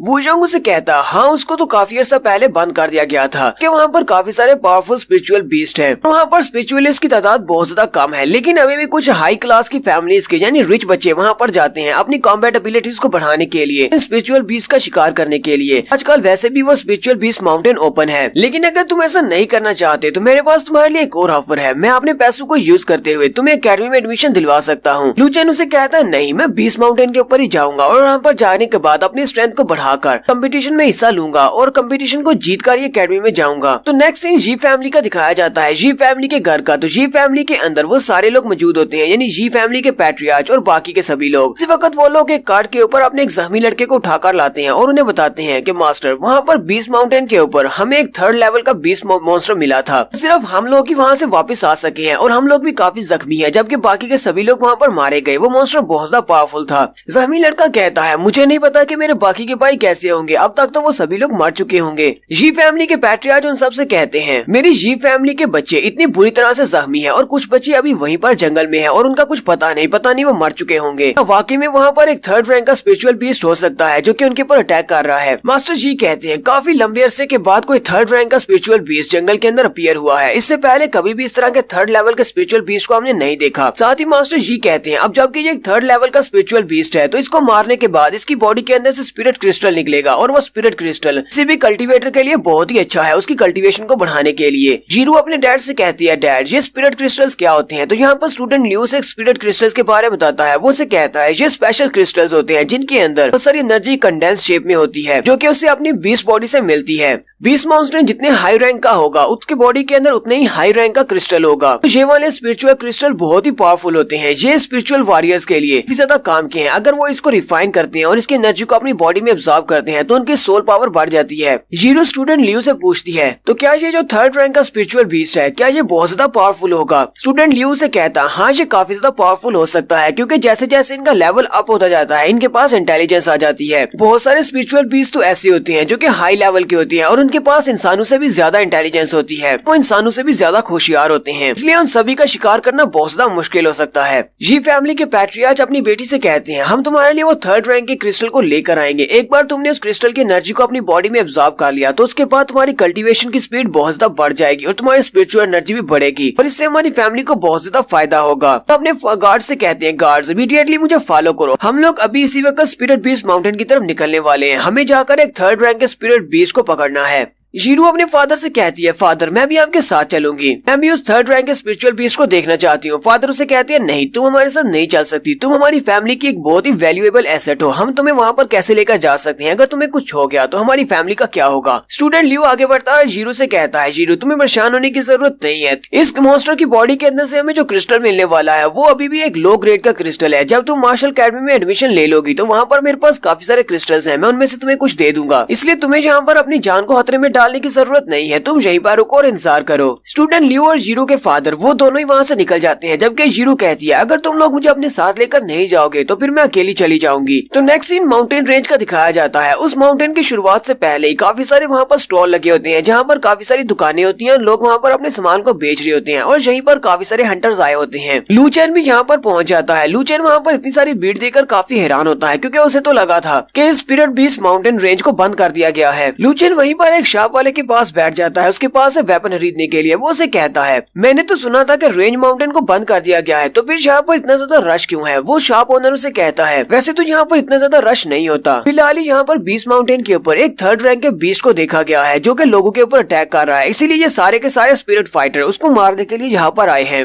बहुत सारी फैमिलीज के यंग मास्टर और बहुत सारी फैमिलीज के पैट्रियार्च उस थर्ड रैंक के बीस्ट को मारना चाहते हैं ताकि उसकी बॉडी के अंदर से स्पिरिट क्रिस्टल को हासिल किया जा सके। लूचेन भी इस बात से हैरान होता है और उसे कहता है ये स्पिरिट क्रिस्टल्स क्या होते हैं? शॉप ओनर उसे कहता है लड़के तुम तो अभी बहुत ज्यादा यंग हो, तुम यहाँ पर अकेले आए हो, क्या तुम्हारी फैमिली वाले तुम्हारे साथ नहीं है? फिर साथ ही वो उसे कहता है मेरा मशवरा मानो, अपने साथ कुछ और लोगों को लेकर आओ, एक टीम के साथ वहाँ पर जाना बेहतर रहेगा, क्योंकि स्पिरिट बीस्ट माउंटेन बच्चों के खेलने की जगह नहीं है, वहाँ पर किसी भी तरफ से तुम्हारे पर कोई बीस्ट अटैक कर सकता है। लूचेन उसके पास एक नाइफ खरीदता है और अपने पास से कुछ गोल्ड कॉइंस उसे देते हुए कहता है तुम्हारा बहुत बहुत शुक्रिया, लेकिन मैं अकेले ही जाने वाला हूँ, मैं अपना ध्यान खुद ही रख सकता हूँ। वहाँ से उस शॉपकीपर से एक नाइफ खरीदता है और उसके बाद वो सामने की तरफ जाने लगता है। तो उसी वक्त उसे लूकुन दिखाई देता है। लूकुन अपने दादाजी के साथ वहाँ पर आया है, वो लोग भी यहाँ पर थर्ड ग्रेड के स्पिरिट बीस्ट को मारने के लिए आए हैं। लूकुन अपने ध्यान चलता हुआ जा रहा होता है और लूचेन के साथ उसका कंधा टकराता है। वो दोनों एक दूसरे को देखकर काफी हैरान होते हैं, जबकि दादाजी भी उसकी तरफ देखते हैं और कहते हैं लड़के तुम यहाँ पर क्या कर रहे हो? लगता है कि तुम भी यहाँ पर थर्ड ग्रेड के स्पिरिचुअल बीस्ट को मारने के लिए आए हो, लेकिन इस बारे में भूल जाओ, तुम अकेले वहाँ पर कुछ भी नहीं कर पाओगे। लूकुन अपने ग्रैंडपा से कहता है ग्रैंडपा आपको इस लड़के के लिए परेशान होने की जरूरत नहीं है, जाकर अपनी फैमिली के पैट्रियार्च को बता दें कि ये लड़का यहीं पर इसी स्पिरिचुअल बीस्ट माउंटेन के ऊपर मारा जाएगा, क्योंकि ये यहाँ पर बिल्कुल अकेला आया है और अकेले यहाँ पर बीस्ट माउंटेन के ऊपर मुझे नहीं लगता कि ये 2 दिन भी बिता पाएगा। लूचेन उसकी तरफ देखता है और उसे कहता है लूकुन तुम यहाँ पर अपने साथ बहुत सारे लोग लेकर आए हो, क्या तुम्हें शर्म नहीं आती? तुम एक स्पिरिचुअल फाइटर हो और तुम यहाँ पर इतने सारे लोगों को अपने साथ लेकर आए हो। लूकुन गुस्से के साथ उसे कहता है तुम्हें दोबारा से इस तरह एटीट्यूड दिखाने की जरूरत नहीं है, तुम्हें फैमिली के पैट्रियार्च ने अपनी फैमिली में वापस क्या बुला लिया, इसका मतलब ये नहीं है कि तुम हमारी फैमिली के यंग मास्टर बन सकते हो, और ऊपर से तुम इस बीस्ट माउंटेन के ऊपर अकेले जाने वाले हो। यहाँ पर बीस्ट माउंटेन के ऊपर जितने बीस्ट हैं वो तुम्हें मारने के बाद तुम्हारी बॉडी को भी खा जाएंगे और तुम कभी भी दोबारा नहीं आ पाओगे। फिर साथ ही लूकुन अपनी फैमिली के मेंबर्स के साथ आगे चला जाता है, जबकि लूचेन वहीं पर खड़ा होता है, खड़ा खड़ा मुस्कुरा रहा होता है। साथ ही वो हंसते हुए कहता है अगर ये सभी लोग यहाँ पर थर्ड ग्रेड के स्पिरिचुअल बीस्ट को मारने के लिए आए हैं तो फिर ठीक है, मुझे भी माउंटेन के ऊपर जाकर थर्ड ग्रेड के स्पिरिचुअल बीस्ट को ही पकड़ना है। तो नेक्स्ट सीन हमारा माउंटेन के ऊपर का दिखाया जाता है। लूचेन माउंटेन के अंदर उस जंगल पे चला जाता है और वो जंगल के अंदर भाग रहा होता है, क्योंकि उसके पीछे काफी सारे स्पिरिचुअल बीस्ट लगे होते हैं। हालांकि वो सारे के सारे रियल स्पिरिचुअल बीस्ट भी नहीं है, वो सिर्फ हाफ स्पिरिचुअल बीस्ट होते हैं और वो उसका पीछा कर रहे होते हैं और उनसे निपटना उसके लिए काफी ज्यादा मुश्किल होता है। सबसे पहले तो उसके पीछे एक बड़ा सा स्नेक होता है जो कि शायद थोड़ा बहुत यूनिकॉर्न की तरह का भी है, क्योंकि उसके सर पे सींग है और साथ ही उसके मछली की तरह के पर भी हैं, और वो घास के अंदर से निकलता है और लूचेन के पीछे उड़ता हुआ उसके ऊपर अटैक करने के लिए आगे बढ़ता है। लूचेन उसके अटैक को अवॉइड करते हुए अपना नाइफ निकालता है और उसकी बॉडी को सेंटर से 2 हिस्सों में काट देता है। लूचेन कहता है यहाँ पर तो बहुत सारे स्पिरिचुअल बीस्ट हैं, हालांकि ये सारे अभी स्पिरिचुअल बीस्ट बने भी नहीं, ये तो सिर्फ हाफ स्पिरिचुअल बीस्ट हैं। मैं इस माउंटेन रेंज के अंदर भी नहीं गया और यहाँ पर बहुत सारे ऐसे स्पिरिचुअल बीस्ट हैं जिनका मुझे सामना करना पड़ा है। उसी वक्त पीछे की तरफ से एक बड़ा सा सेंटीपीड मॉन्स्टर निकलता है और वो भी उसके ऊपर अटैक कर देता है। लूचेन ऊपर की तरफ जंप करते हुए उस सेंटीपीड मॉन्स्टर से बच जाता है, फिर जंप करते हुए अपने नाइफ को ऊपर से नीचे की तरफ थ्रो करता है, जो कि उस सेंटीपीड मॉन्स्टर के सर के आर पार हो जाता है और वो सेंटीपीड मॉन्स्टर को भी मार देता है। लूचेन कहता है इन हाफ स्पिरिट बीस्ट के साथ फाइट करना ही काफी ज्यादा मुश्किल हो रहा है, अगर मेरा सामना किसी थर्ड रैंक के स्पिरिचुअल बीस्ट के साथ हो जाता है तो फिर मैं क्या करूंगा? है कि मुझे पहले अपनी ट्रेनिंग को बहुत ज्यादा बढ़ाना पड़ेगा। लूचेन जब जख्मी होता है तो वो वहीं पर अपनी स्पिरिचुअल एनर्जी को एक्टिवेट करता है और अपनी बॉडी को खुद ही हील कर लेता है। लूचेन कहता है चलो ये तो अच्छा है कि मैं अपनी एनर्जी को यूज करते हुए अपनी बॉडी को बार बार हील कर सकता हूँ, लेकिन इसका ड्रॉबैक ये है कि जितना ज्यादा मैं अपनी फाइटिंग स्पिरिट को यूज करता हूँ उतनी ज्यादा मेरी सोल एनर्जी डिप्लीट होती है, और अगर मेरे पास बैकअप में सोल एनर्जी नहीं होगी तो मैं अपनी फाइटिंग स्पिरिट को एक्टिवेट नहीं कर पाऊंगा। लूचेन कहता है उस शॉप वाले बंदे ने बिल्कुल ठीक कहा था कि यहाँ पर हमें ग्रुप्स में आना चाहिए, ग्रुप्स में यहाँ पर रहेंगे तो बेहतर रहेगा, अकेला बंदा यहाँ पर सरवाइव नहीं कर सकता। वहीं पर लूचेन के पीछे दिखाते हैं बहुत सारे और हाफ स्पिरिट मॉन्स्टर निकल आते हैं। लूचेन कहता है मुझे जल्दी से जल्दी कोई ऐसी जगह ढूंढनी होगी जहाँ पर जाकर मैं छुप सकूं और अपनी बॉडी को रिकवर कर सकूं, मेरी सोल एनर्जी वापस आ सके, इससे पहले कि ये सारे मॉन्स्टर्स मेरे ऊपर अटैक कर दे और मैं इनका खाना बन जाऊं। उसी वक्त लूचेन को एक बड़े से मॉन्स्टर के चिल्लाने की आवाज आती है। तो नेक्स्ट सीन साइड का दिखाया जाता है। साइड साइड के ऊपर एक बड़ा सा बियर मॉन्स्टर होता है जो कि शायद एक हाई रैंक का मॉन्स्टर है। यहीं पर जीरो को दिखाते हैं। जीरो उस मॉन्स्टर के साथ फाइट कर रही होती है और वो काफी जख्मी भी होती है क्योंकि उस मॉन्स्टर ने उसके ऊपर अटैक किया होता है। जीरो कहती है डैड ने बिल्कुल ठीक कहा था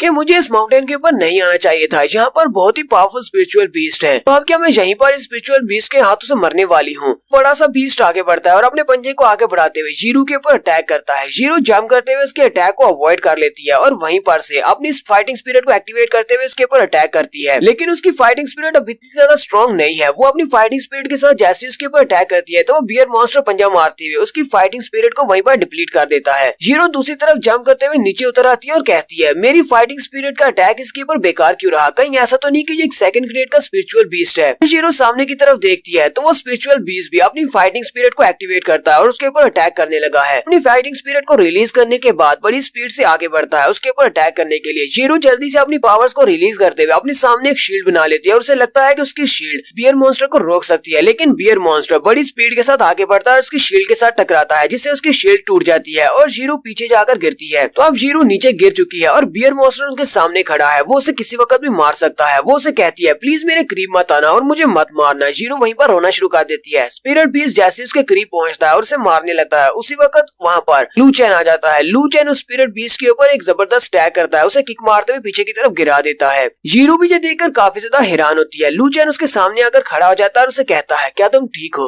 फिर वो दोबारा से उस बियर मॉन्स्टर की तरफ देखता है तो वो बियर मॉन्स्टर अपने चेहरे पर किक खाने के बाद पहले तो अपने सर पे हाथ रख के पीछे की तरफ मुड़ा होता है, लेकिन फिर साथ ही दोबारा से चिल्लाकर लू चैन पर अटैक करने के लिए आगे बढ़ता है। लू चैन भी इस बात से काफी ज्यादा हैरान होता है। लू चैन कहता है मैंने अपनी स्पिरिट एनर्जी को रिलीज करते हुए इसके चेहरे पर किक मारी थी, लेकिन मेरी किक का तो इसके चेहरे पर कोई भी असर नहीं हुआ और ऊपर से ये बियर मॉन्स्टर और भी ज्यादा गुस्सा हो गया है। लू चैन अपना नाइफ निकालता और कहता है यही ठीक रहेगा, इसके साथ प्रैक्टिस करने में मजा आएगा। फिर लू चैन बड़ी स्पीड के साथ उस बियर मॉन्स्टर का मुकाबला करने के लिए आगे बढ़ता है। बियर मॉन्स्टर अपने पंजे को आगे बढ़ाता है और उस पर अटैक करता है, लेकिन लू चैन स्लिप मारते हुए उसकी टांगों के बीच से निकलकर उसके पीछे वाली साइड पर चला जाता है। लू चैन कहता है हालांकि ये एक बहुत ही बड़ा स्पिरिचुअल बीस्ट है, लेकिन फिर भी मुझे लगता है कि ये बहुत ही बेवकूफ है। लू चैन पीछे वाली साइड से जंप करते हुए उसके सर में फिर से किक मारता है और उसे पीछे की तरफ गिराने की कोशिश करता है, लेकिन वो बियर मॉन्स्टर उससे नहीं गिरता क्योंकि उसकी स्ट्रेंथ काफी ज्यादा है और उसका वजन भी ज्यादा है। लू चैन पीछे की तरफ हट जाता है। स्पिरिचुअल बीस्ट दोबारा से अपनी स्पिरिट एनर्जी को रिलीज करता है। बिल्कुल एक बियर की तरह बड़ी स्पीड के साथ लू चैन के ऊपर अटैक करने के लिए सामने की तरफ भागता है और लू चैन के करीब पहुंचने के बाद वो अपने पंजे के साथ ही लू चैन के ऊपर अटैक करता है। लू चैन उसके पंजे के अटैक को अवॉइड कर लेता है और फिर अपने नाइफ को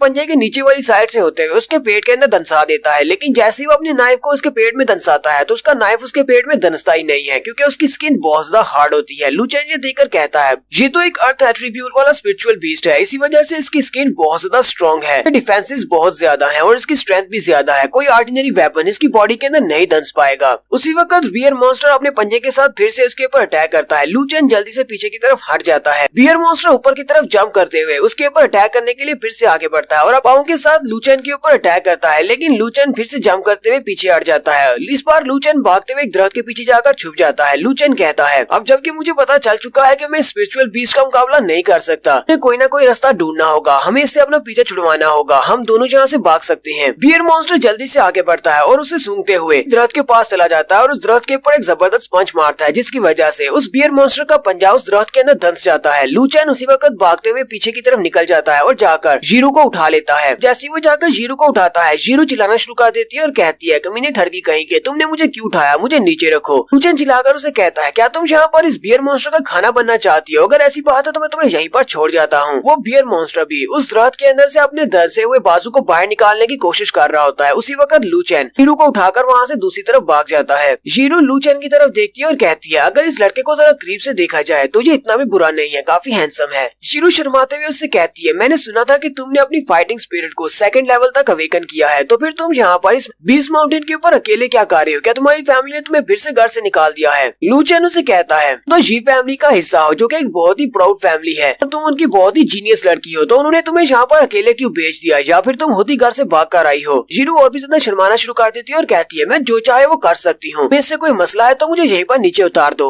लू चैन वाकई में उसे वहीं पर उतार देता है और उसे कहता है तुम्हें क्या लगता है अगर मैं तुम्हें यहाँ पर एक बेट के तौर पर यूज करूँ, तुम्हें यहाँ से आसानी से निकल सकता हूँ क्योंकि यहाँ पर बहुत सारे मॉन्स्टर्स हैं। जीरो चिल्लाकर उसे कहती है, ये क्या बकवास कर रहे हो, मुझे अकेले छोड़कर मत जाना। उसी वक्त उन्हें आसपास से मॉन्स्टर्स की आवाजें आना शुरू होती हैं। वो दोनों ही बहुत ज्यादा घबरा जाती हैं और सामने की तरफ देखते हैं तो सामने से एक वुल्फ मॉन्स्टर निकल कर आता है। उस वुल्फ मॉन्स्टर की 3 आंखें होती है। जीरो उसकी तरफ देखती है और कहती है, ये तो एक वुल्फ मॉन्स्टर है और इसके पास 3 आंखें हैं। वहाँ पर एक नहीं बल्कि 3 वुल्फ मॉन्स्टर्स होते हैं। वो तीनों ही जंप करते हुए उनके ऊपर अटैक करने के लिए आगे बढ़ते हैं। लू चेन जल्दी से जीरो के ऊपर जंप करते हुए उसे साइड पर खींच लेता है। वो दोनों ही वहाँ पर नीचे गिर जाते हैं। वो तीनों वुल्फ मॉन्स्टर उनके ऊपर अटैक करने के बाद फिर से झाड़ियों में छुप जाते हैं। लू चेन कहता है, ये वुल्फ मॉन्स्टर बहुत ज्यादा फास्ट होते हैं, ऊपर से यहाँ पर 3 है, लोग इनका मुकाबला नहीं कर पाएंगे, तो एक बहुत बड़ा मसला है। लू चेन अभी सामने झाड़ियों की तरफ ही देख रहा होता है कि उसी वक्त जीरो वहाँ पर खांसना शुरू कर देती है और उसे कहती है, लू चेन तुम मुझे यहीं पर छोड़कर भाग जाओ, तुम्हारे ऊपर बर्डन नहीं बनना चाहती, मेरी वजह से मर मत जाना। साथ ही उसके चेहरे की तरफ भी दिखाते हैं जैसे कि वो काफी ज्यादा खराब हालत में है और वहीं पर बेहोश हो जाती है। लू चेन उसे कहता है, बेवकूफ लड़की, अगर मेरे पास कोई छोटा सा कुत्ता या बिल्ली भी होता तो भी मैं उसे यहाँ पर अकेले छोड़कर नहीं जाता, तुम तो फिर एक लड़की हो, अगर मैं तुम्हें यहाँ पर छोड़ जाऊंगा तो तुम यहीं पर इन मॉन्स्टर्स के हाथों मारी जाओगी। इन साथ ही वो देता है कि वो बेहोश हो चुकी है। वो उसे वहीं पर लिटा देता और कहता है, लू चेन उठकर खड़ा हो जाता है और अपनी फाइटिंग स्पिरिट को रिलीज करते हुए कहता है, हर किसी के पास जब फाइटिंग स्पिरिट अवेकन होती है तो उनके पास अपनी फाइटिंग टेक्निक्स होती है। वो अपनी फाइटिंग स्पिरिट को यूज करते हुए डिफरेंट टेक्निक्स को परफॉर्म कर सकते हैं, लेकिन मुझे अभी तक नहीं पता कि मेरे पास फाइटिंग स्पिरिट की कौन सी टेक्निक्स है। अभी तक मुझे सिर्फ इतना ही पता है कि मैं अपनी फाइटिंग स्पिरिट से जख्मों को हील कर सकता हूँ। वो अपनी ढेर सारी फाइटिंग स्पिरिट को एक्टिवेट कर लेता है क्योंकि वो तीनों वुल्फ मॉन्स्टर उसके सामने आकर खड़ी हो जाती हैं। लू चेन जैसे ही अपनी फाइटिंग स्पिरिट को फाइट के लिए रिलीज करता है तो वहाँ पर ग्राउंड के अंदर से कुछ बेलें निकलती हैं। लू चेन कहता है, जब तक मैं कोशिश करके नहीं देखूंगा मुझे पता कैसे चलेगा कि मेरी फाइटिंग स्पिरिट की स्पेशल टेक्निक्स क्या है। जब ग्राउंड के अंदर से बेलें निकलती हैं तो लू चेन अपनी फाइटिंग स्पिरिट को और भी ज्यादा रिलीज करता है और उन बेलों को साइज में बड़ा कर देता है। देखकर लू चेन भी काफी हैरान हो जाता है और कहता है, लगता है कि मेरे पास प्लांट टाइप की फाइटिंग स्पिरिट है। और फिर वो अपनी बेलों को आगे की तरफ भेजता है उन वुल्फ मॉन्स्टर्स के ऊपर अटैक करने के लिए। लू चेन की वो सारी बेलें उन वुल्फ मॉन्स्टर्स को अपने अंदर लपेट लेती हैं और ऊपर की तरफ उठा लेती हैं और साथ ही उनकी बॉडी को बहुत ज्यादा स्क्वीज करती हैं और यहीं पर उनकी बॉडी के अंदर से ब्लड को बहते हुए दिखाते हैं। यानी कि वो बेलों के साथ उन वुल्फ मॉन्स्टर्स को इतना ज्यादा स्क्वीज करता है कि उनकी बॉडी के अंदर से ब्लड बहना शुरू हो जाता है और वो तीनों वुल्फ मॉन्स्टर्स वहीं पर मर जाते हैं। तो हमारी एपिसोड 9 की शुरुआत में जीप फैमिली का सीन दिखाया जाता है। जीप फैमिली के पैट्रियार्च को जब इस बारे में पता चलता है कि उनकी बेटी घर पर नहीं है जबकि वो बीस्ट माउंटेन पर चली गई है, इसी वजह से वो काफी ज्यादा गुस्से में होती है और कहते हैं, तुम सभी लोग बेवकूफ हो, तुम्हें मैंने घर पर किस लिए रखा हुआ है, तुम सभी लोग एक लड़की पर भी नजर नहीं रख सकते, तुम्हारी वजह से मेरी बेटी गुम हो गई है। स्टूडेंट ल्यू कहता है, मुझे लगता है कि जीरो इस वक्त बीस्ट माउंटेन के ऊपर ही गई होगी क्योंकि उसने जब सुना था कि वहाँ पर एक 3rd रैंक का मॉन्स्टर है जो काफी ज्यादा स्ट्रॉन्ग हो सकता है, तो मुझे लगता है वो उसी से फाइट करने के लिए गई होगी। फैमिली पैट्रियार्च कहते हैं, जीरो हमारी फैमिली की एक बहुत ही टैलेंटेड लड़की है और फ्यूचर में हमारी फैमिली का नाम बहुत ज्यादा रोशन कर सकती है। अगर जीरो को बीस्ट माउंटेन पर कुछ हो जाता है तो फिर हमारी फैमिली कैसे राइज करेगी। फिर साथ ही वो चिल्लाकर अपने सारे गार्ड से कहते हैं, जाओ दफा हो जाओ और जाकर बीस्ट माउंटेन के ऊपर मेरी बेटी को ढूंढो, चाहे तुम्हें कुछ भी करना पड़े।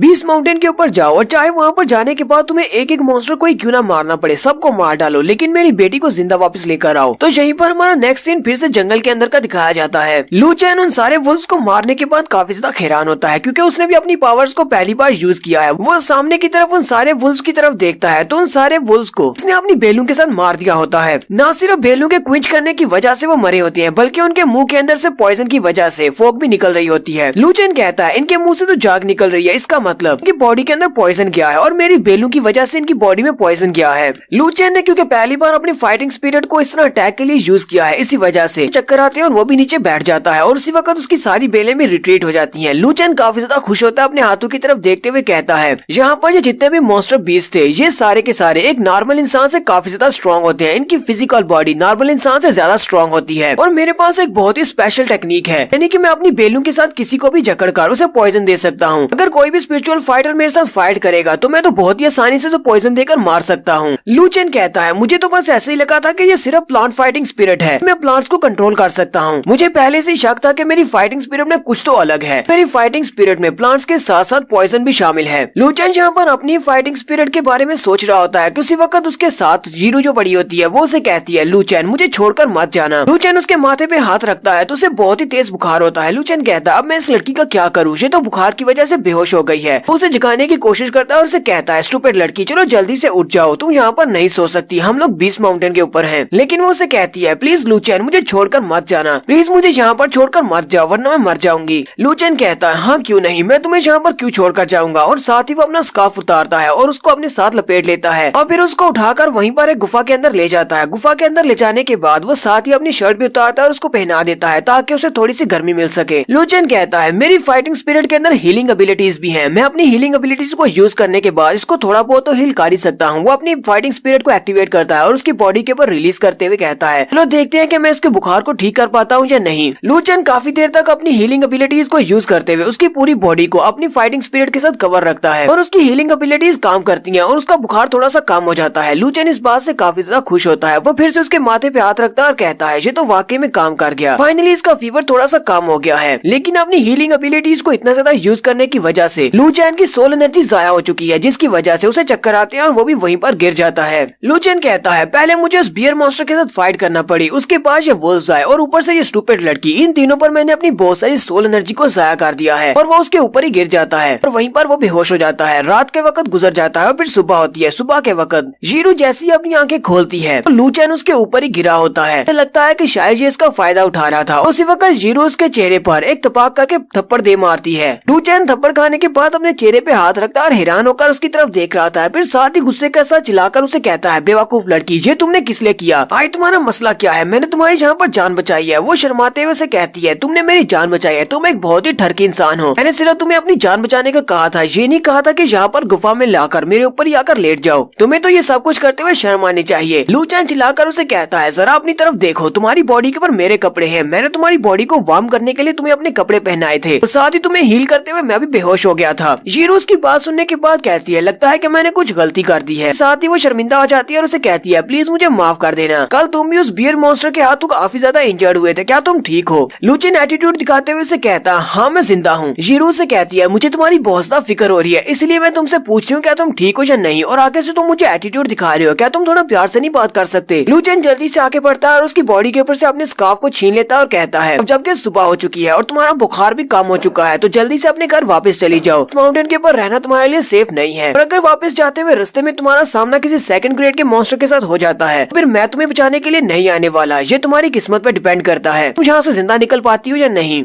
जीरू से कहती है क्या तुम मेरे साथ वापस नहीं जा रहे? ये स्पिरिट बीस्ट माउंटेन तो बहुत ज्यादा डेंजरस जगह है, यहाँ पर बहुत ही पावरफुल मॉन्स्टर्स हैं। हम दोनों जितना हमारा लेवल है यहाँ पर सर्वाइव नहीं कर पाएंगे, चलो दोनों वापस चलते हैं। लू चेन उसे कहता है मुझे एक स्पिरिट फाइटर मास्टर बनना है और एक मास्टर बनने के लिए मुझे इन सारे खतरों का सामना तो करना पड़ेगा। अगर मैं बीस्ट माउंटेन के ऊपर सर्वाइव नहीं कर सकता तो फिर मैं एक मास्टर कैसे बनूंगा? लू चेन कहता है मैंने कल से 2-3 फाइट की है और उसके बाद मुझे अपनी फाइटिंग स्पिरिट के बारे में काफी कुछ पता चला है। मेरी नॉलेज बढ़ चुकी है, अब मुझे पता है कि अपनी फाइटिंग स्पिरिट को कैसे कंट्रोल करना है। लू चेन कहता है अब मुझे साथ में ये भी पता चला है अगर मुझे अपनी फाइटिंग स्पिरिट को इवॉल्व करना है और नई नई टेक्निक्स को सीखना है तो मुझे किसी मुश्किल का सामना करना पड़ेगा, यानी किसी मॉन्स्टर के सामने मेरी जानवर बनी हो तभी मैं इस तरह की टेक्निक्स को यूज कर सकता हूँ। फिर लू चेन सामने की तरफ आगे बढ़ता है। जीरू से कहती है तो क्या तुम यहाँ पर बीस्ट माउंटेन के ऊपर प्रैक्टिस करने के लिए इसलिए आए हो ताकि तुम मार्शल अकेडमी में एडमिशन ले सको? अगर तुम सिर्फ मार्शल अकेडमी में एडमिशन के लिए ये सब कुछ कर रहे हो तो तुम्हें अपनी जान को खतरे में डालने की जरूरत नहीं है। मैं तुम्हारे लिए एक स्पॉट को बुक कर सकती हूँ, तुम्हें एडमिशन मिल जाएगा। लू चेन उसे कहता है तुम्हें क्या लगता है तुम तो एक बेवकूफ लड़की हो, तुम मेरी हेल्प कैसे करोगी एडमिशन लेने में? वो शर्माते हुए उसे कहती है मैं तुम्हारी हेल्प कर सकती हूँ क्योंकि मेरे पास एक बहुत ही स्पेशल फाइटिंग स्पिरिट है और वो मार्शल अकेडमी वाले यहाँ पर मेरी वजह से आ रहे हैं। यहाँ पर मुझे मौका दिया जाएगा बाकी के दोनों स्पॉट्स के लिए फ्रेंड्स को चुनने का। लू चेन उसे कहता है मैंने तुम्हारे बारे में सुना है कि तुमने 5 आर्टिफैक्ट वाली स्पिरिट को अवेकन किया है, लेकिन इसमें इतना भी कुछ खास नहीं है कि मार्शल अकेडमी वाले यहाँ पर तुम्हारे लिए आ जाएं। लेकिन साथ ही लू चेन ये देखकर बहुत ज्यादा हैरान हो जाता है। वो उसे कहती है असल में मेरे पास जो फाइटिंग स्पिरिट है